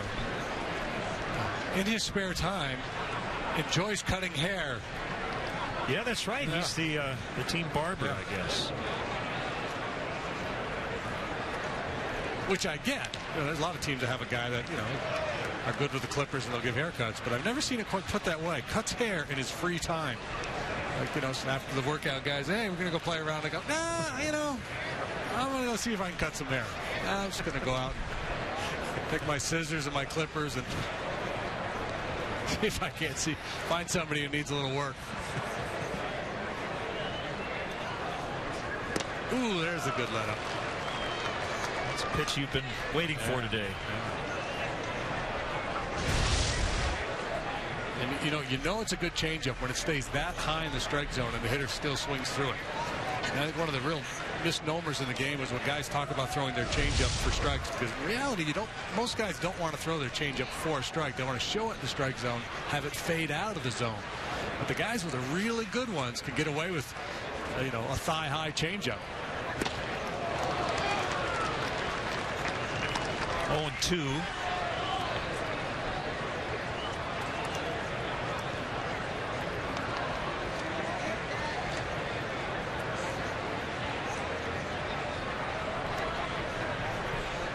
Fooled him badly with the changeup, then threw a good breaking ball. So now he can go anywhere. He can go changeup again. He can throw a breaking ball off the plate, hard in with a fastball.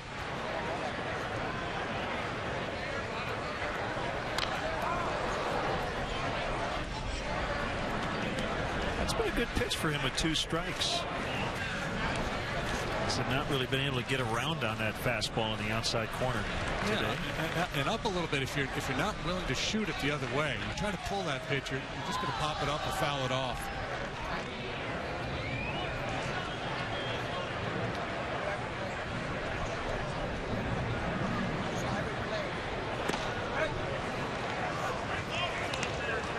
How about that throw? Just a little flip, a little kind of like Kobe Bryant did a little no look. I don't know if I've ever seen a catcher throw to first quite like this. Watch this. Watch, he said he's looking at the pitcher and he just flips it down there at first base. That is pretty clever. He's having some fun. Got it. Ball strike 3. That's probably it for Villanueva. He was very good today.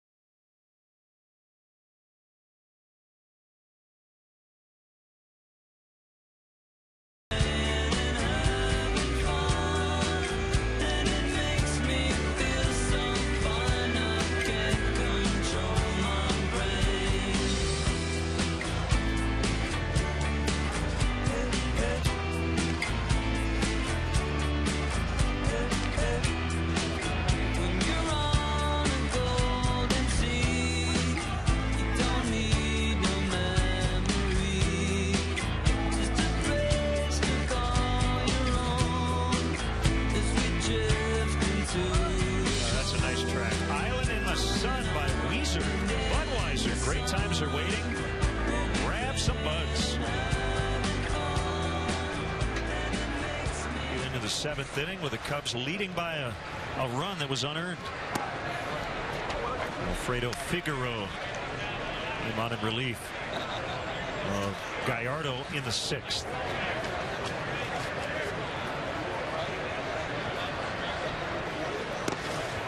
At the knees for a strike. And send a good luck to Mesa's Longbow Golf Club on the upcoming Heather Farr Classic. Starts in 6 days. By the American Junior Golf Association. Special thanks to big fan Bob McNichols. On that note,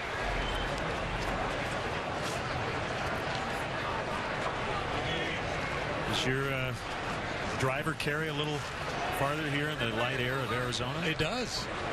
It doesn't really do a whole lot for my game overall, but yeah, you get a little bump here.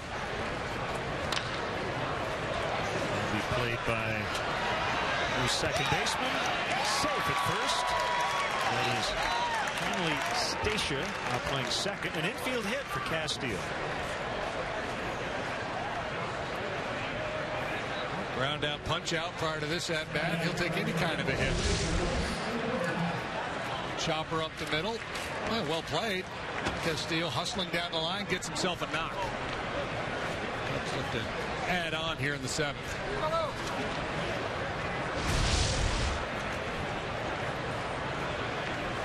Some other changes for the Brewers. Yadiel Rivera is playing short. Stephen Parker third. Caleb Gindel in right. And Heinley Stacia at second. Heinley apparently is how you pronounce it. H-A-I-N-L-E-Y. Heinley Ramirez had surgery and he's going to be out about 8 weeks for the Dodgers. Their injury problems continue to bite them in the backside. Line drive, left field, Davis. To the out.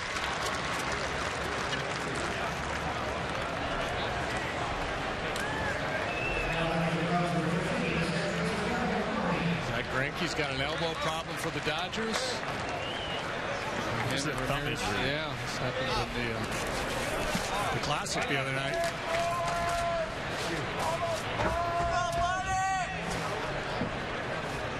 Get a lot of those types of injuries on those close plays at second. So surgery today for a torn ligament. And you're looking at least mid-May before he's back. So again, that'll bring up the issue of, World Baseball Classics, your guys playing it. Stakes are high if guys get hurt. Of course, they could get hurt in a Cactus League game as well. But, I don't know that Hanley in a spring training game goes into second base the way he went into second base on that particular play. 4-6 to 3. Stretch time here in Phoenix. The island in the sun. 1-0.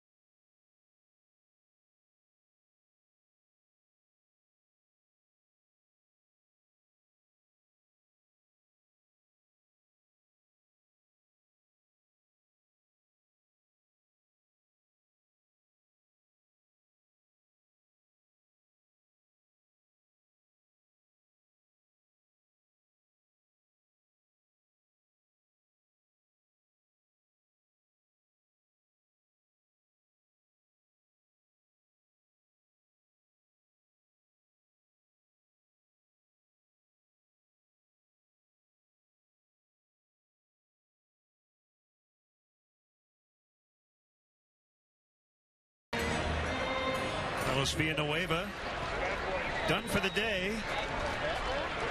And on the bunt, telling his former teammates, yeah, it did hit me in the foot, but don't tell anybody. And that actually got to the run. Yeah, sure did. So here's right-hander Corey Wade still in the mix for the final bullpen spot.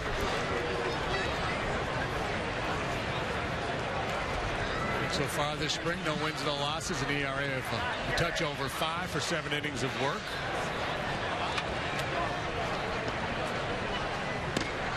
Called strike.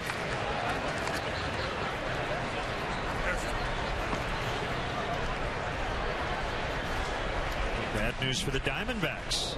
It's just crossed the wire here recently. Adam Eaton might be out up to 2 months. He has a sprained left elbow.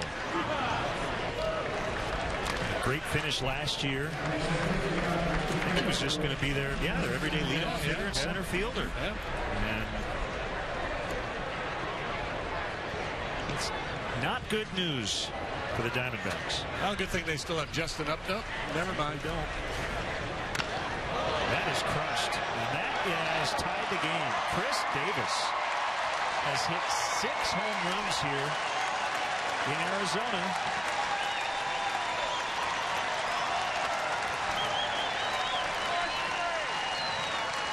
Not much doubt about it. And that looked like a straight changeup for Corey Wade. We talked about Villanueva and his ability to throw his changeup in the strike zone, how most guys want that changeup to move out of the zone. This one stays mid-thigh, kind of in that happy area. Davis puts a good swing on it.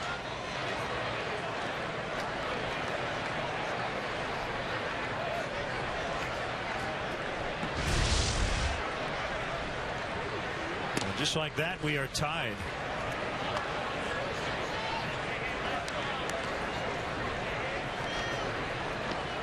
Well, the Adam Eaton injury might open up some playing time for Tony Campana. Well, we said it a few innings ago. This is the time of year you can really at least afford an injury to an everyday player. Everybody's scrambling to fill out their rosters.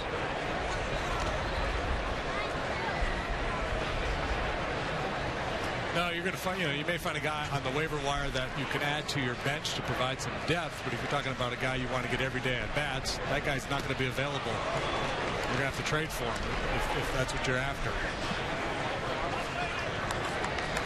They still have Kubel, Parra. Now, Parra will end up probably playing center. I like him. I think he's underrated. He's a really good hitter. Cody Ross. Yeah, he could probably cover it for a while. Campana may not make their opening day roster, but this possibly could change things. Called strike 3. They get Blake Lally.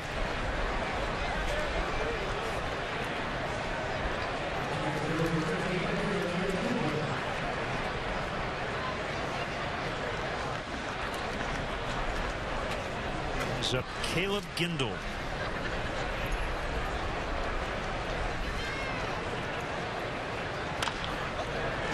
Lines out to Rizzo.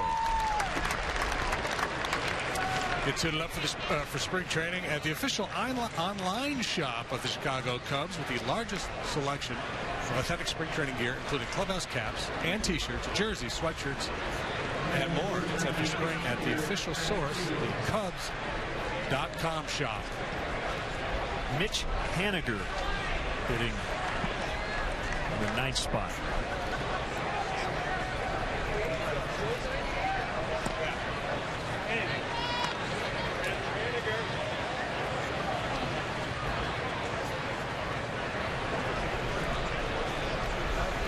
I'm guessing Mitch is over from minor league camp. Yeah. 98 on the back, but no surname. That usually is a giveaway. Let's see. Supplemental first-round pick in last year's draft, so they must think pretty highly of him. 10th best prospect in their organization, according to Baseball America. By the way, another change for the Cubs. That's J.C. Boscan now catching. Lillibridge in center field.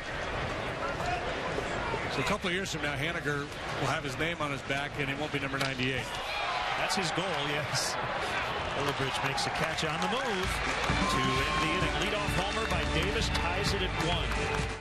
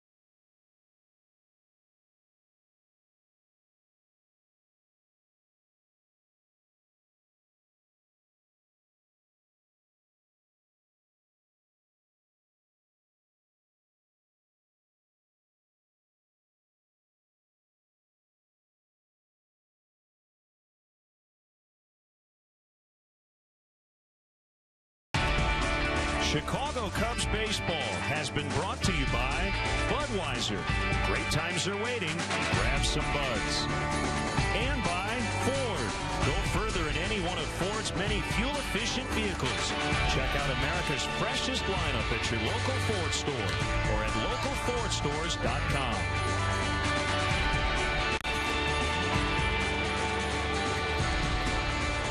Veteran lefty Michael Gonzalez on for the Brewers.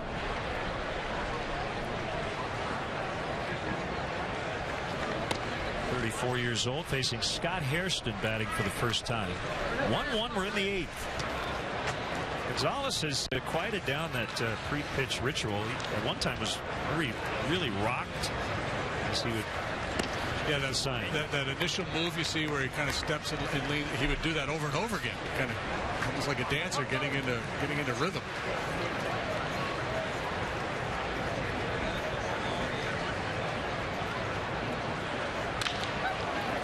Ground backhanded play by Rivera. Had him, but that ball got out of Lolly's glove. Should be a hit for Hairston. Well, that's one thing Hairston can do for you when he's not starting. Come off the bench and give you a real good at bat against a tough left-handed reliever in a late game situation. Hairston reaches here on an infield hit. Nice play though by the youngster Rivera at shortstop. Just can't get the pick by Lolly on the other end. It goes as a base hit. And now the Cubs have a pinch runner. Zeke DeVos will run for Hairston. It's funny watching Scott really busted at the end. It's spring training, but when you smell an infield hit, I don't care if it's the middle of November. Instincts take over. Yeah.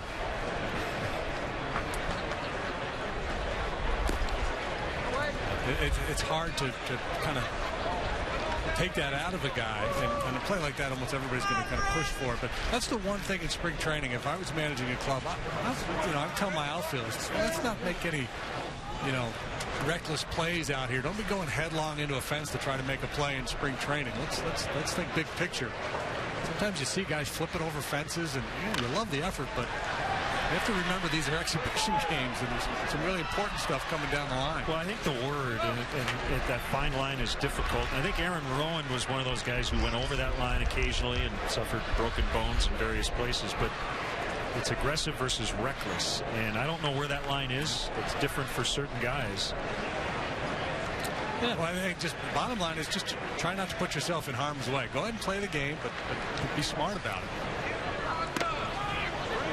Donato can throw, but DeVos back. With the assistance of Dave McKay, the Cubs fine first base coach.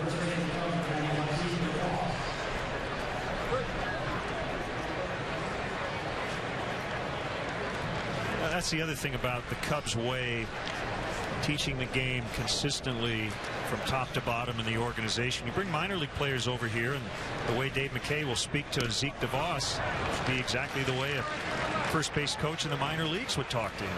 And that goes a long way. You don't have to key guys into, okay, this is what we're doing at this level. It's being done at every level.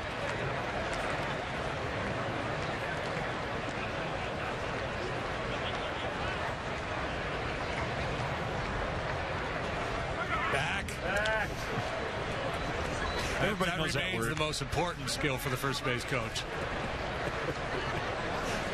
You got to be able to yell back in a timely manner.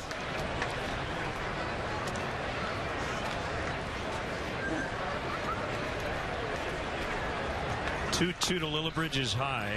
And that's the thing, you know, Dave McKay, he's down there just locking in on these pitchers' moves. He's looking for any little clue he can get so he can go over and tell his guy, look, when he, if he does this with his hands, he's going home or he's coming over. If he's not always going to have that read on a guy, but that's part of his job, is to pay attention and try to pick up something like that he can tell a base runner.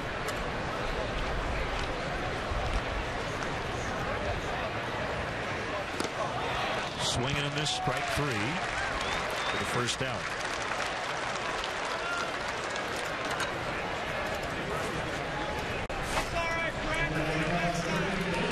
There's Castro, 3 at bats, 3 line drives, only 1 hit.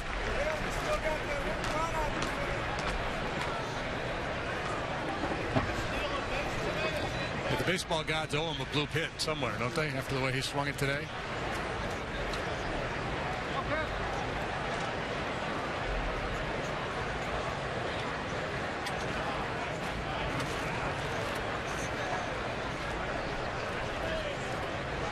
I like the way you put it earlier. You said essentially Starlin's the kind of guy that can just roll out of bed and hit line drives. His offense is something that has come very naturally to him. He's had to work very hard on defense, and we saw improvement late last year. And I think his double play partner winning that Gold Glove also maybe a little extra motivation. Guys want to compete with their teammates. Jump by DeVos, the throw on time. Well, one of the things the first base coach will always tell a base runner down there, hey, be on the lookout for a ball in the dirt. Be ready to go. It's a wild pitch. Charge to Gonzalez. What you want to do is have your momentum stopped, flat-footed out there, then see the ball in the dirt and react. You want to be shuffling off the bag, ready to break as soon as that ball hits the dirt.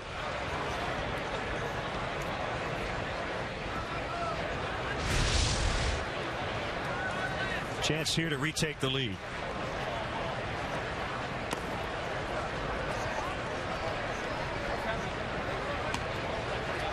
Buck Showalter once talking about that situation, and he said he teaches base runners to key off the shin guards of the catcher. Those shin guards start to go down, he's positioning himself to block the ball in the dirt.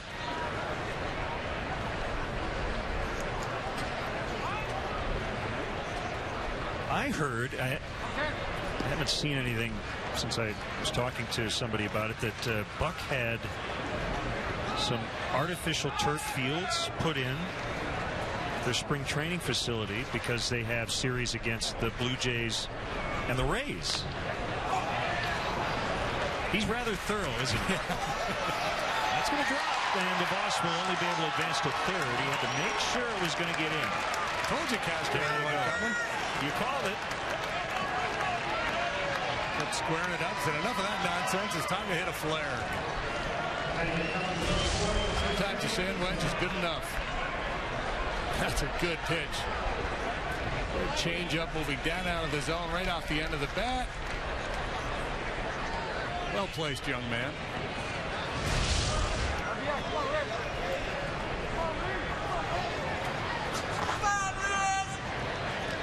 But in Castro's mind, in a hitter's mind, he's not even with anybody. He's thinking, I should be 4 for 4 today now.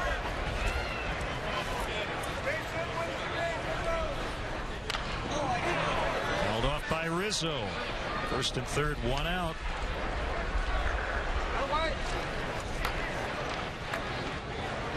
So yeah, the Orioles renovated in Sarasota and now have added some artificial turf. And I guess he wanted like the exact turf that those teams play on. And it does make sense when you play a lot of games against two teams in your own division. Well, you know, with all the analytics now, right, and you can break down WAR and you know, you kind of essentially look at a roster statistically and what is projected for them based on how many wins they're going to provide their team. So, you know, things get very, very small, right? I mean, the guy provides 2 more wins for you. That's the difference between maybe a wild card berth and going home. So you got to understand why Buck would want any little edge he could get. And 1 or 2 games could really mean a difference, especially in that division. There's so much firepower.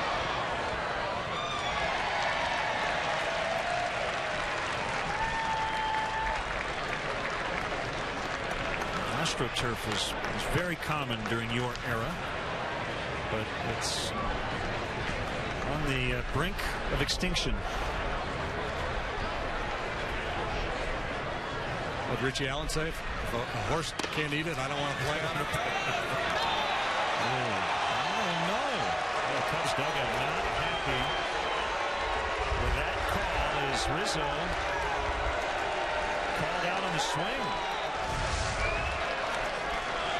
Oh, not much there at all.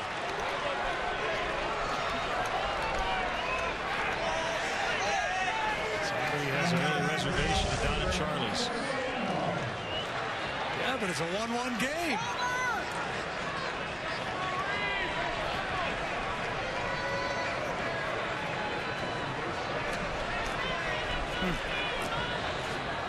So Soriano now with 2 outs.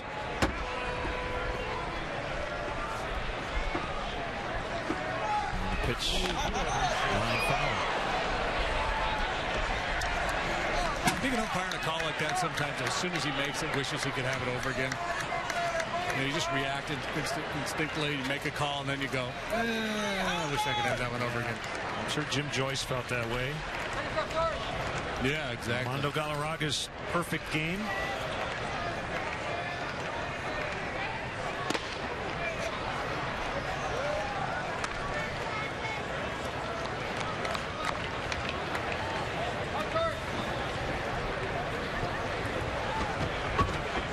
One ball, one strike. First and third, 2 outs.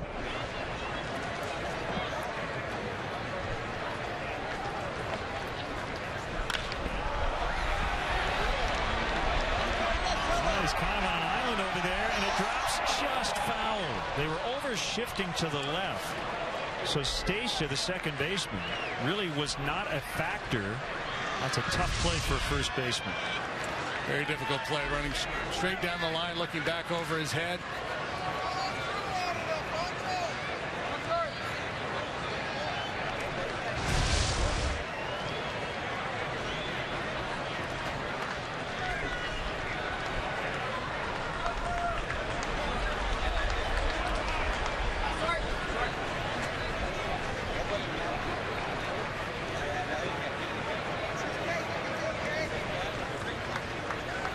Kick in the 1-2. Up and in. Might set up a changeup.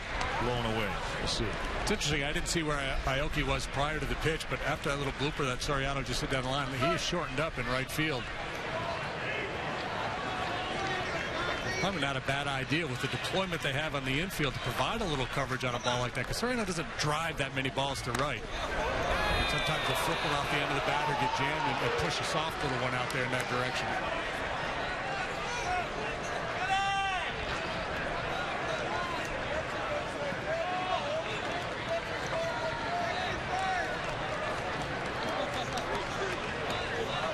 Castro will be on the move here on a 3-2 with 2 outs.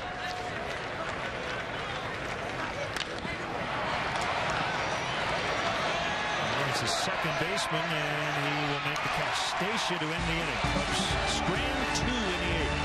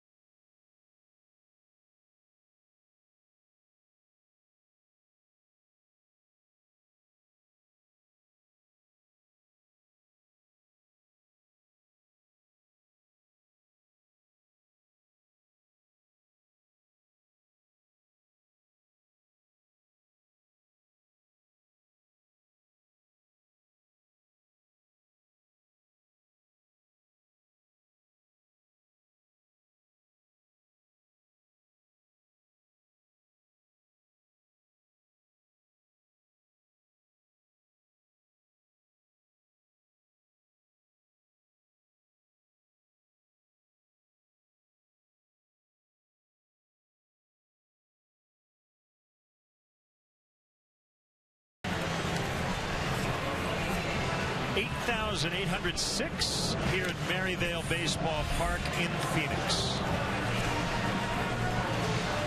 1-1 tie late.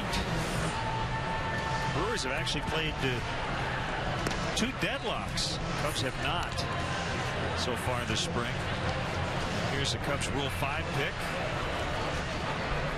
Right-hander Hector Rondon. Nothing official has been announced yet, but it looks like Hector has pitched his way onto this Major League staff for camp breaks. Of course, a Rule 5 pick. If the Cubs were not to keep him on the Major League roster, they'd have to offer him back to the Indians. Last month turned 25. He had Tommy John surgery in 2010. Another elbow surgery the following November in 11 to repair a fracture. So he's 25, but doesn't have a ton of mileage on that right arm.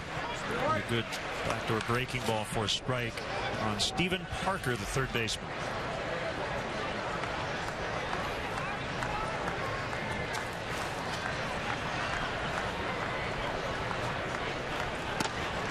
Got a good lively fastball. You look at his minor league numbers, he's got better than 4-to-1 strikeout to walk ratio through his minor league career. And unlike a lot of Rule 5 guys who have not pitched much at the advanced levels, that's not the case with Rondon. He's had a fair amount of time at AA and AAA.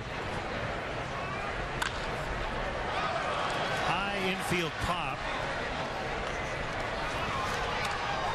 Rizzo makes the catch.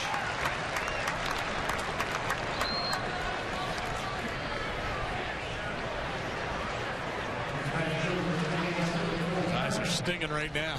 Those pop-ups today are a menace. Hey, JD, the Cubs just announced the Wrigley Field Turns 100 logo contest.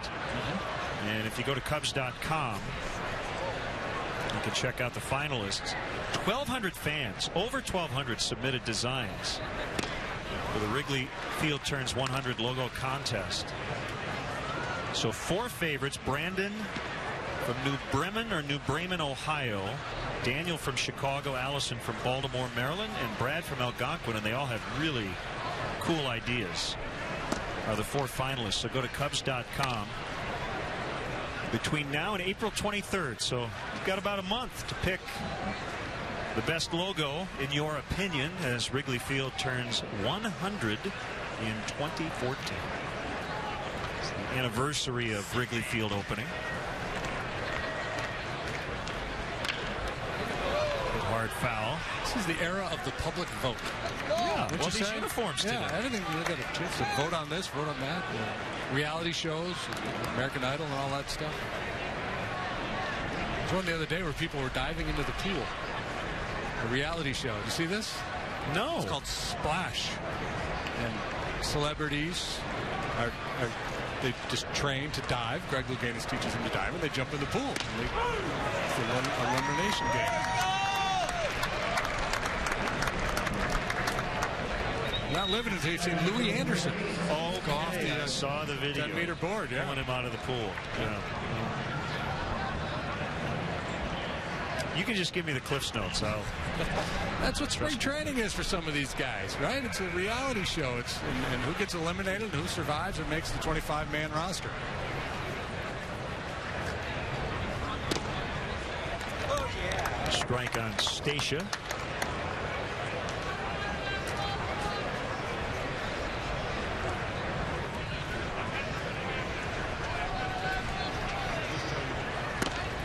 Swing and a miss. Boy, you gotta like this fastball.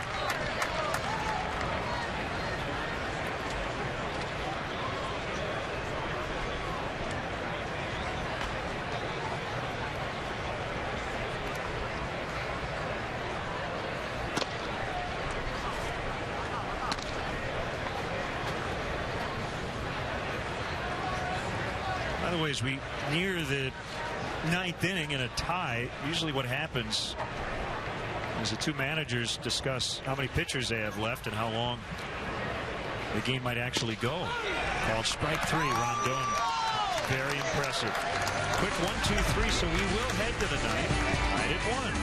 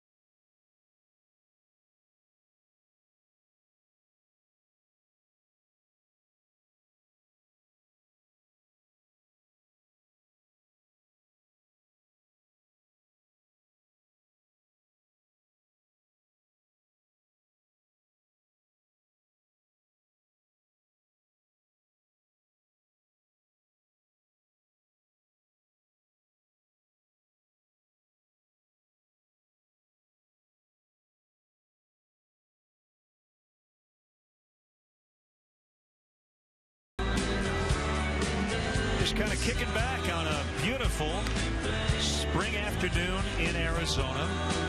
Cubs will break camp next Thursday. Season starts on April 1st here on WGN in Pittsburgh. As much as we love Pittsburgh, it's kind of hard to beat this atmosphere here. Nobody's going to be on the berm catching rays in Pittsburgh on April 1st. Hey, the Bad News Bears are here. Come on, get out of the tree. Tatum O'Neal. Sherholtz leads off against Michael Olmstead. Michael Olmstead, big dude, 6'6", 245. Originally drafted by the Mets, 9th round of 2007.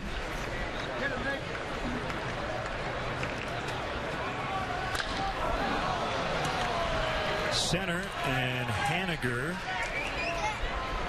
makes the catch, 1 out. You want to make sure you run him out today if you hit a pop-up or fly ball like that. You know, the sun is creating all these problems for the fielders. Might as well take an extra base if you get a chance. Got the shades, got the glove, and able to put it away.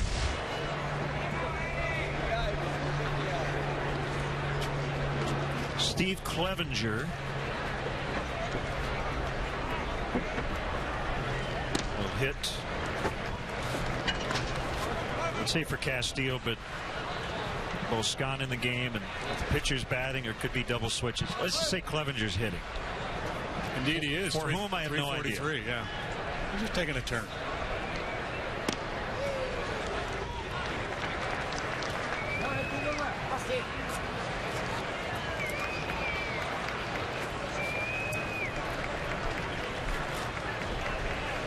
People hanging out on the concourse, getting a little shade. 1-2.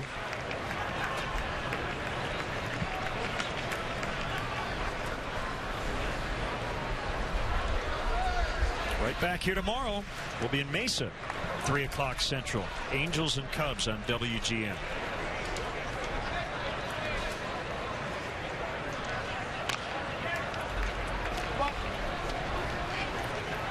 Edwin Jackson, another new member of the Cubs starting rotation, will get the nod. He has a 2.40 Cactus League ERA. Joe Blanton for the Angels. I think the Angels have a split squad tomorrow, so I guess the good news is we won't see Hamilton, Pujols, Trout, Trumbo. I mean, as much as we would like to see them against the Cubs, maybe not. We'll see them in actually in interleague play 4 times this season. They are going to score a lot of runs. He's run it full, 3-2. There are times over the last few years watching Josh Hamilton play for the Rangers where I thought this is what Mickey Mantle must have looked like on a baseball field. And now Trout is kind of that guy. But both of them, you know, just tremendous skill sets. You do everything on a baseball field.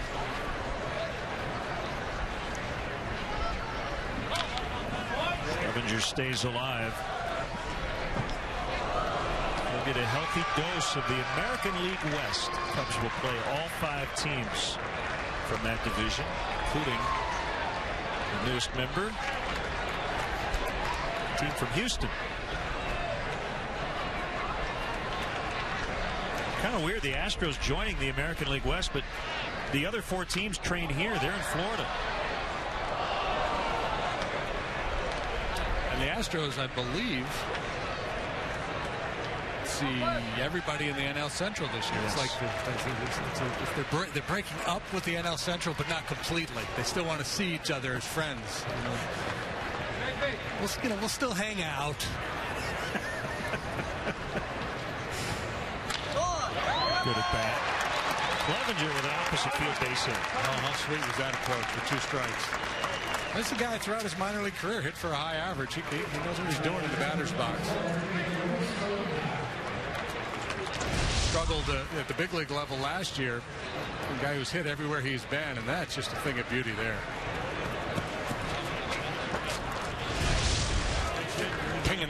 threw a breaking ball the other way like Rod Carew.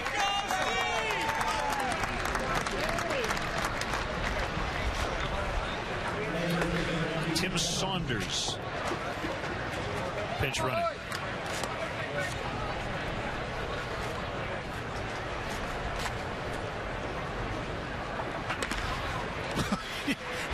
Just threw his best fastball of the day to first base.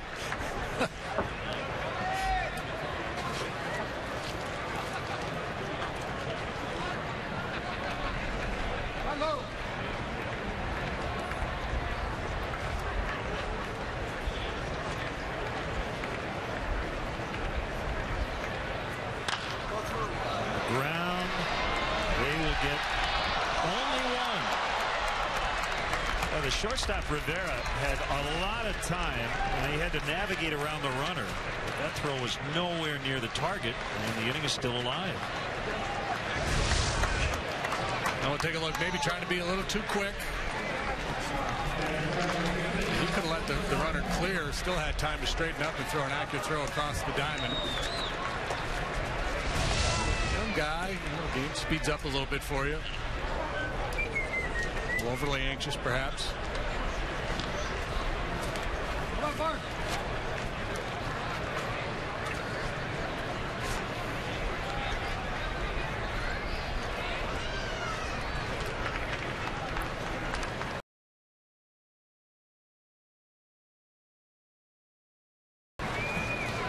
Is that a proposal?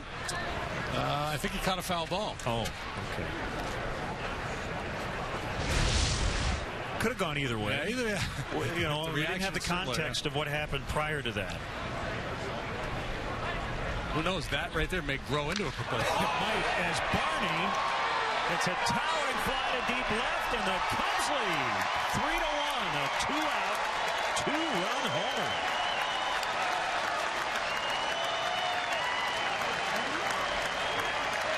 Well, that had a good sound, didn't it? It sure did.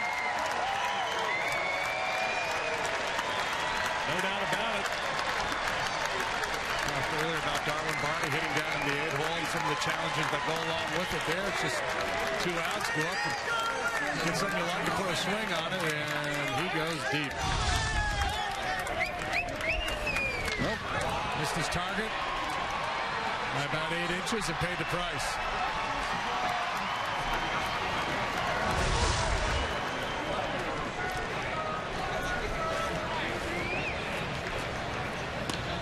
Deanna Navarro pinch hitting. Cubs with a 3-1 lead. Talking about possible extra innings, may not even happen.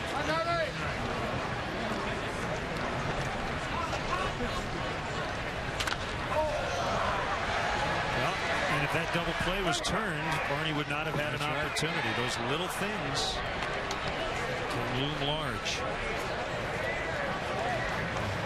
No error charged because there was no further advancement, but certainly a play not made that should have been made.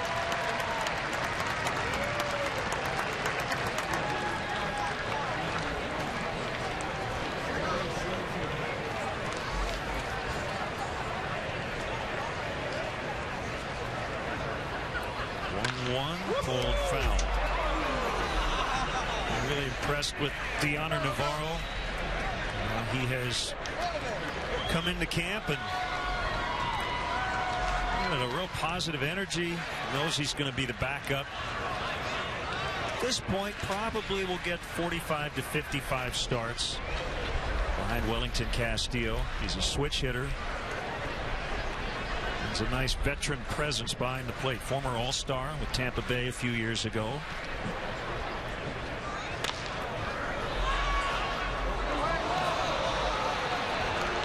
Miguel Swing's going to have some flexibility, you know, especially if Clevenger is on the ball club with his ability to go behind the plate and catch. Castillo's a guy who's really worn out left-handed pitching, struggles some against the righties.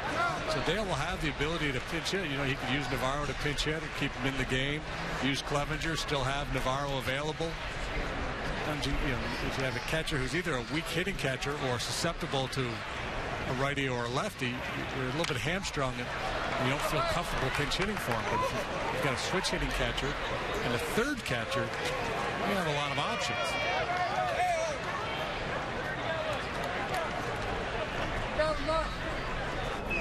Rob Deere earlier, the Cubs assistant hitting coach, along with James Rowson.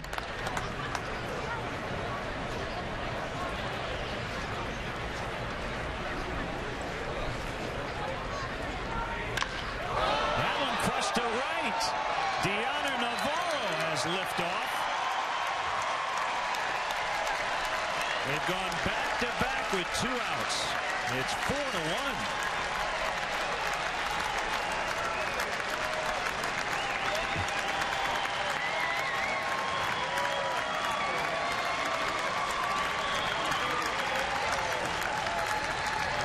.364 to that area. Probably hit it 40 feet beyond the fence, so it was at least a 400-foot shot. Yeah, that breaking ball that had a little, horizontal motion, but not a lot of good downward tilt. Just kind of broke right into the swing path of Navarro's.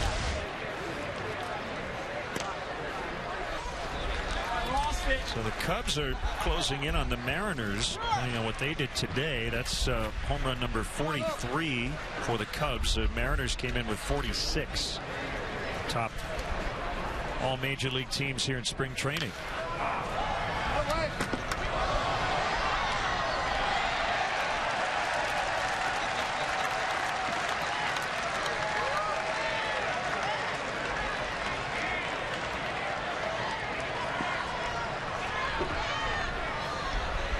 Two strikes on Lillibridge.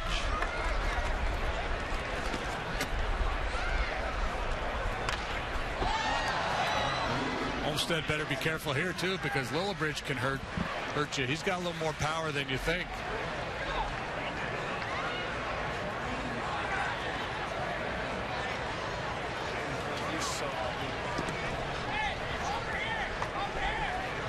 That was a head down.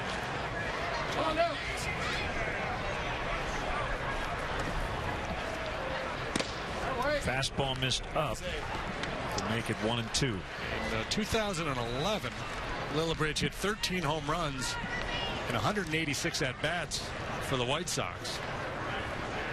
Going deep every 14.3 at-bats, the 4th best home run rate in the American League. Come on, Fred!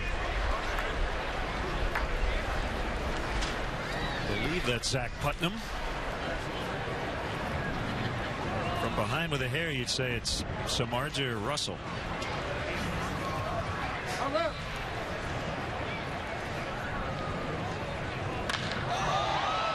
Well hit, right center. And not caught. Haniger couldn't find it, I don't think. Lands on the warning track. Lillibridge into second.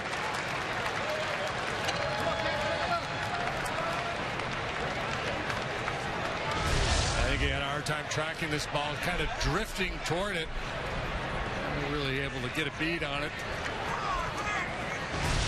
Good at bats though throughout this inning by the Cub hitters. Even if that ball is put away for an out, that was a good AB by Lillibridge. He gets credited with a double. And that's going to do it for the big guy Olmstead.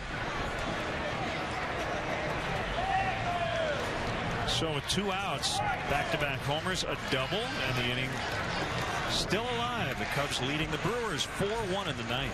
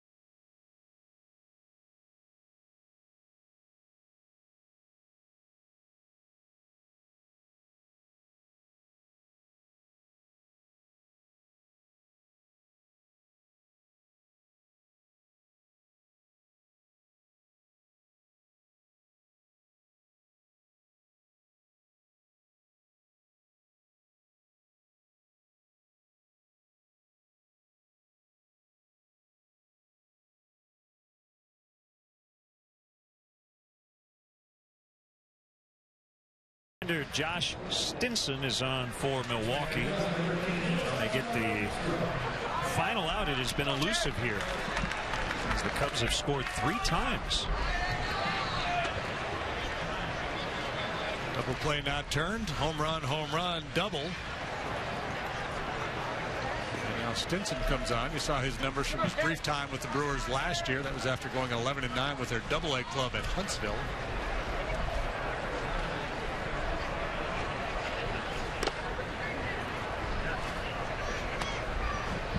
Darwin Barney with a 2-run homer to give the Cubs the lead. Deoner Navarro followed up with a home run. Now Lillibridge at second after a Sun-aided double.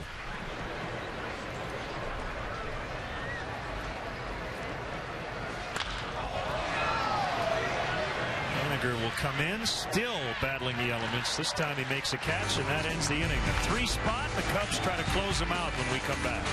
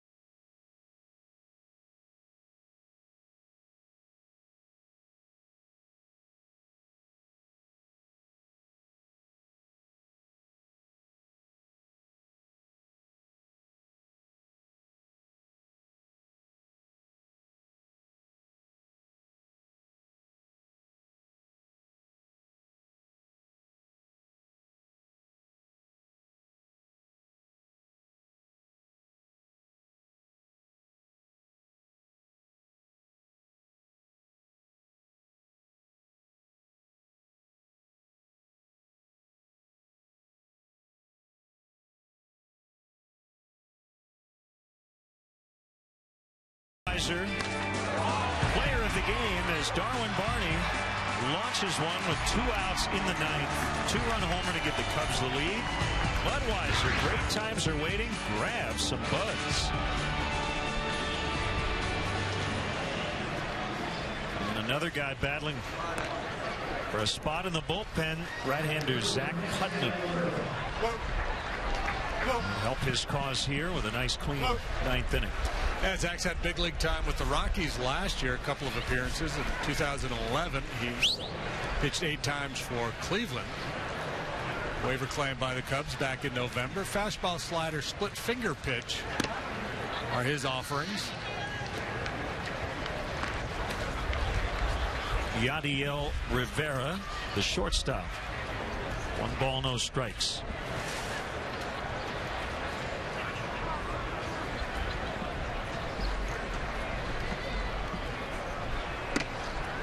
Inside 2-0. Well,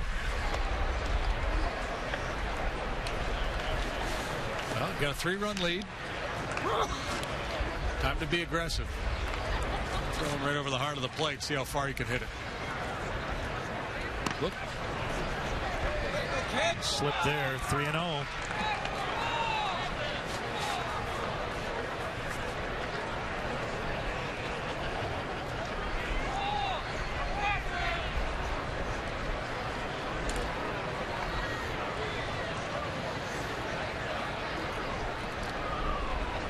And he walked him.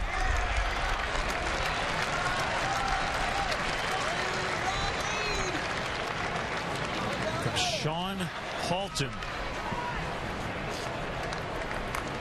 Got a tweet from Carlos Goodman. Hey, Len and JD, is there much of a difference broadcasting spring training games compared to regular season games? I think there is a big difference, and it's represented by Sean Halton. Hector Gomez, also an infielder on the Brewers spring training rosters, number 62. So thankfully Halton has his name on the back of the jersey. Otherwise we would be guessing. Yeah, that's the biggest difference, right? All the in-game moves that are made, trying to keep up with who's in the game and frankly who some of these guys are.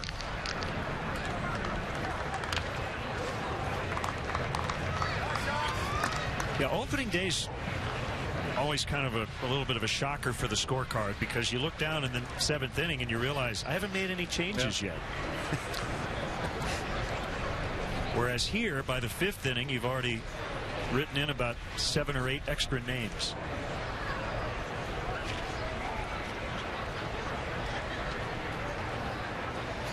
Yeah, the regular season, you know, each team has 25 guys. But in spring training, it can be 60. Broken bat pop-up's going to land in foul ground. Yeah, boy, when the regular season rolls around, we'll ratchet up the intensity, too. We'll be on the edge of our seats, living and dying with every pitch. Maybe not.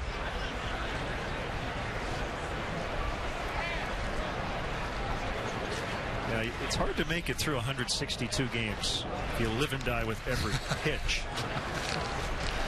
Players don't even do that. Some fans do, though.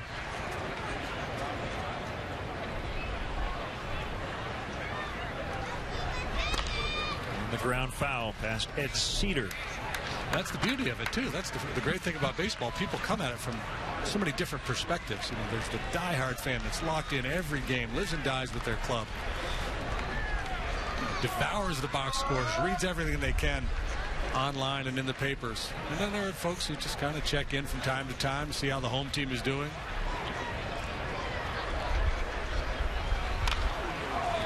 And then there's the front runners that don't pay attention until you're winning. And there's after the game, they're going to have a junior sample look-alike contest here at Maryville Stadium, and right now he's the leading candidate to win that thing. He's going off at 2-1. Our first hee-haw reference. I love it. Another broken bat, and they'll only get one.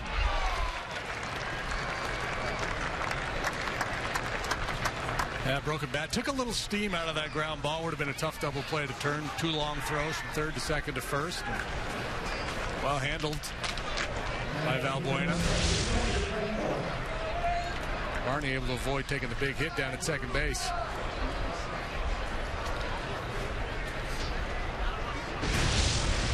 That's what I was talking about earlier. You know, that's the last thing you want to see in a spring training game is your middle infielder get flipped on a potential double play ball.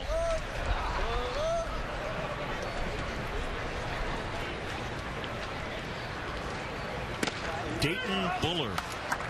So note today where Derek Jeter is going to play minor league games only the rest of spring training. Yeah, but I guess the Yankees have said it doesn't mean necessarily he won't be ready for opening day. Maybe just to control the environment a little more. Well, that's what I'm wondering. If it's keeping what we've been talking about, if they just want to let him play in a relaxed manner, and if there's a ball that, you know, in a big league game, he would try to go the extra mile to make a play on it. In the minor league game, he might just kind of back off a little bit. Oh, I guess, okay. Now, I guess they want to backdate things in case they need to put him on a DL. That makes sense. It's going to get past Castro, and the tying run will come to the plate.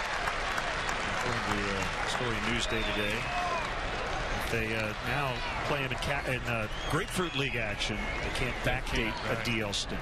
Okay. That makes more sense than my convoluted theory.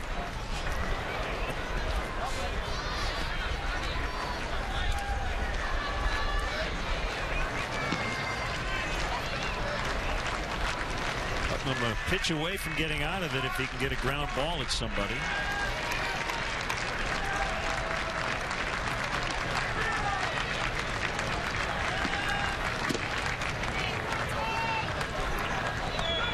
One hopper right back to the mound would work just nice.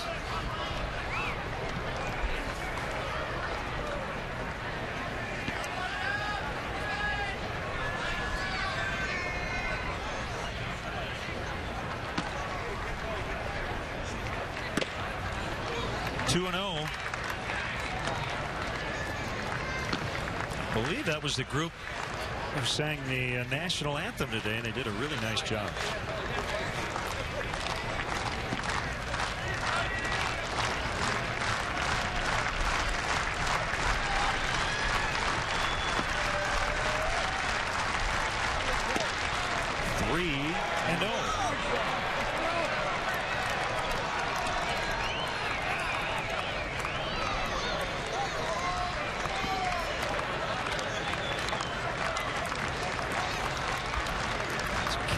Gindle on deck. You got to believe he's got the green light.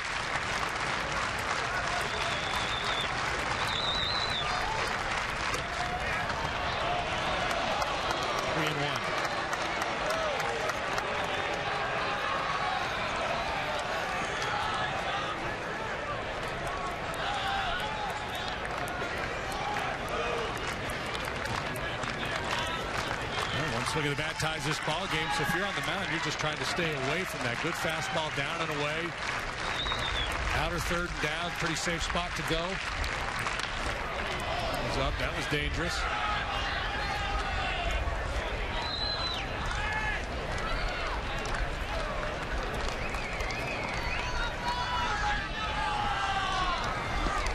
Six games for Lally last year in his big league debut with the Cubs. 2 for 15.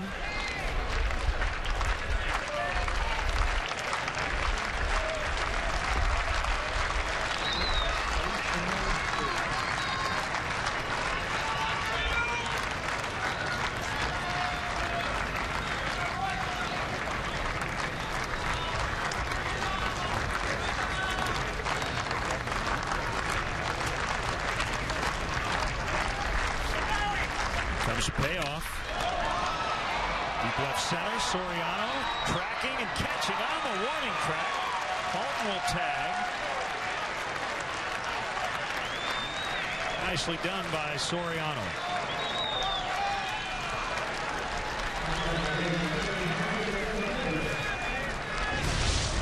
Lala gives this one a pretty good ride, and Soriano playing deep to begin with, able to track it down just in front of the wall in deep left center field. That ball, if it's a little bit higher, it maybe carries a little bit more and also becomes more problematic because Soriano would have had to deal with the sun a little bit more.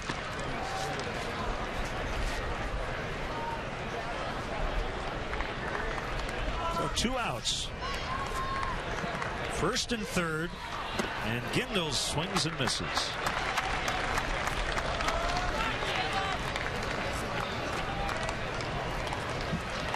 Wind is blowing straight out.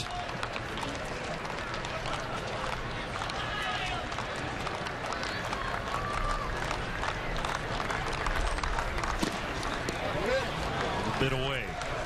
Back-to-back split finger pitches for Putnam. Both quality pitches. Got the swing and miss with strike one. Just missed there with that offering.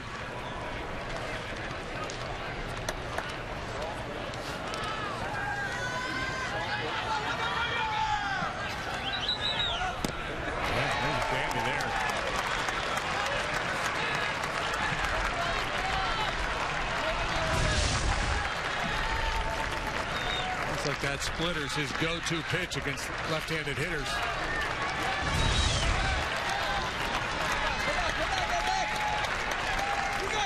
Another one bounced foul.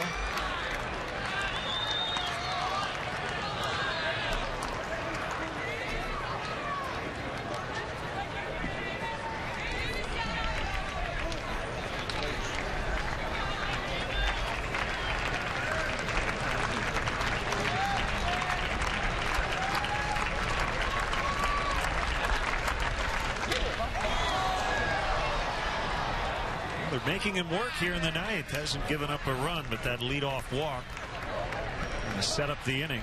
The Brewers with the tying run at the plate.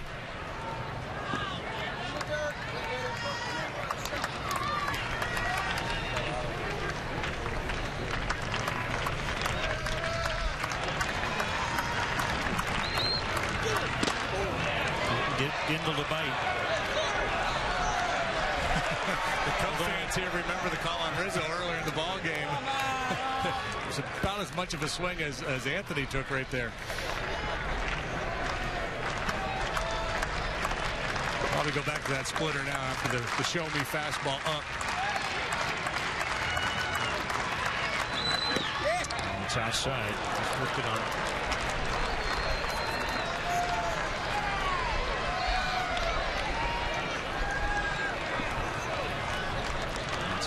Haniger on deck.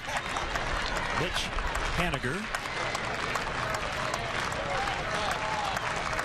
Let's come to this, a 3-2 pitch with 2 outs. Swing and a miss. Cubs win. So Putnam flirting with danger, but able to get the job done. 3-run ninth for the Cubs. Couple of home runs. Barney and Navarro. Carlos Villanueva with his best outing of the spring. And the Cubs beat their rivals from the north. 4-1 the final. We'll be back.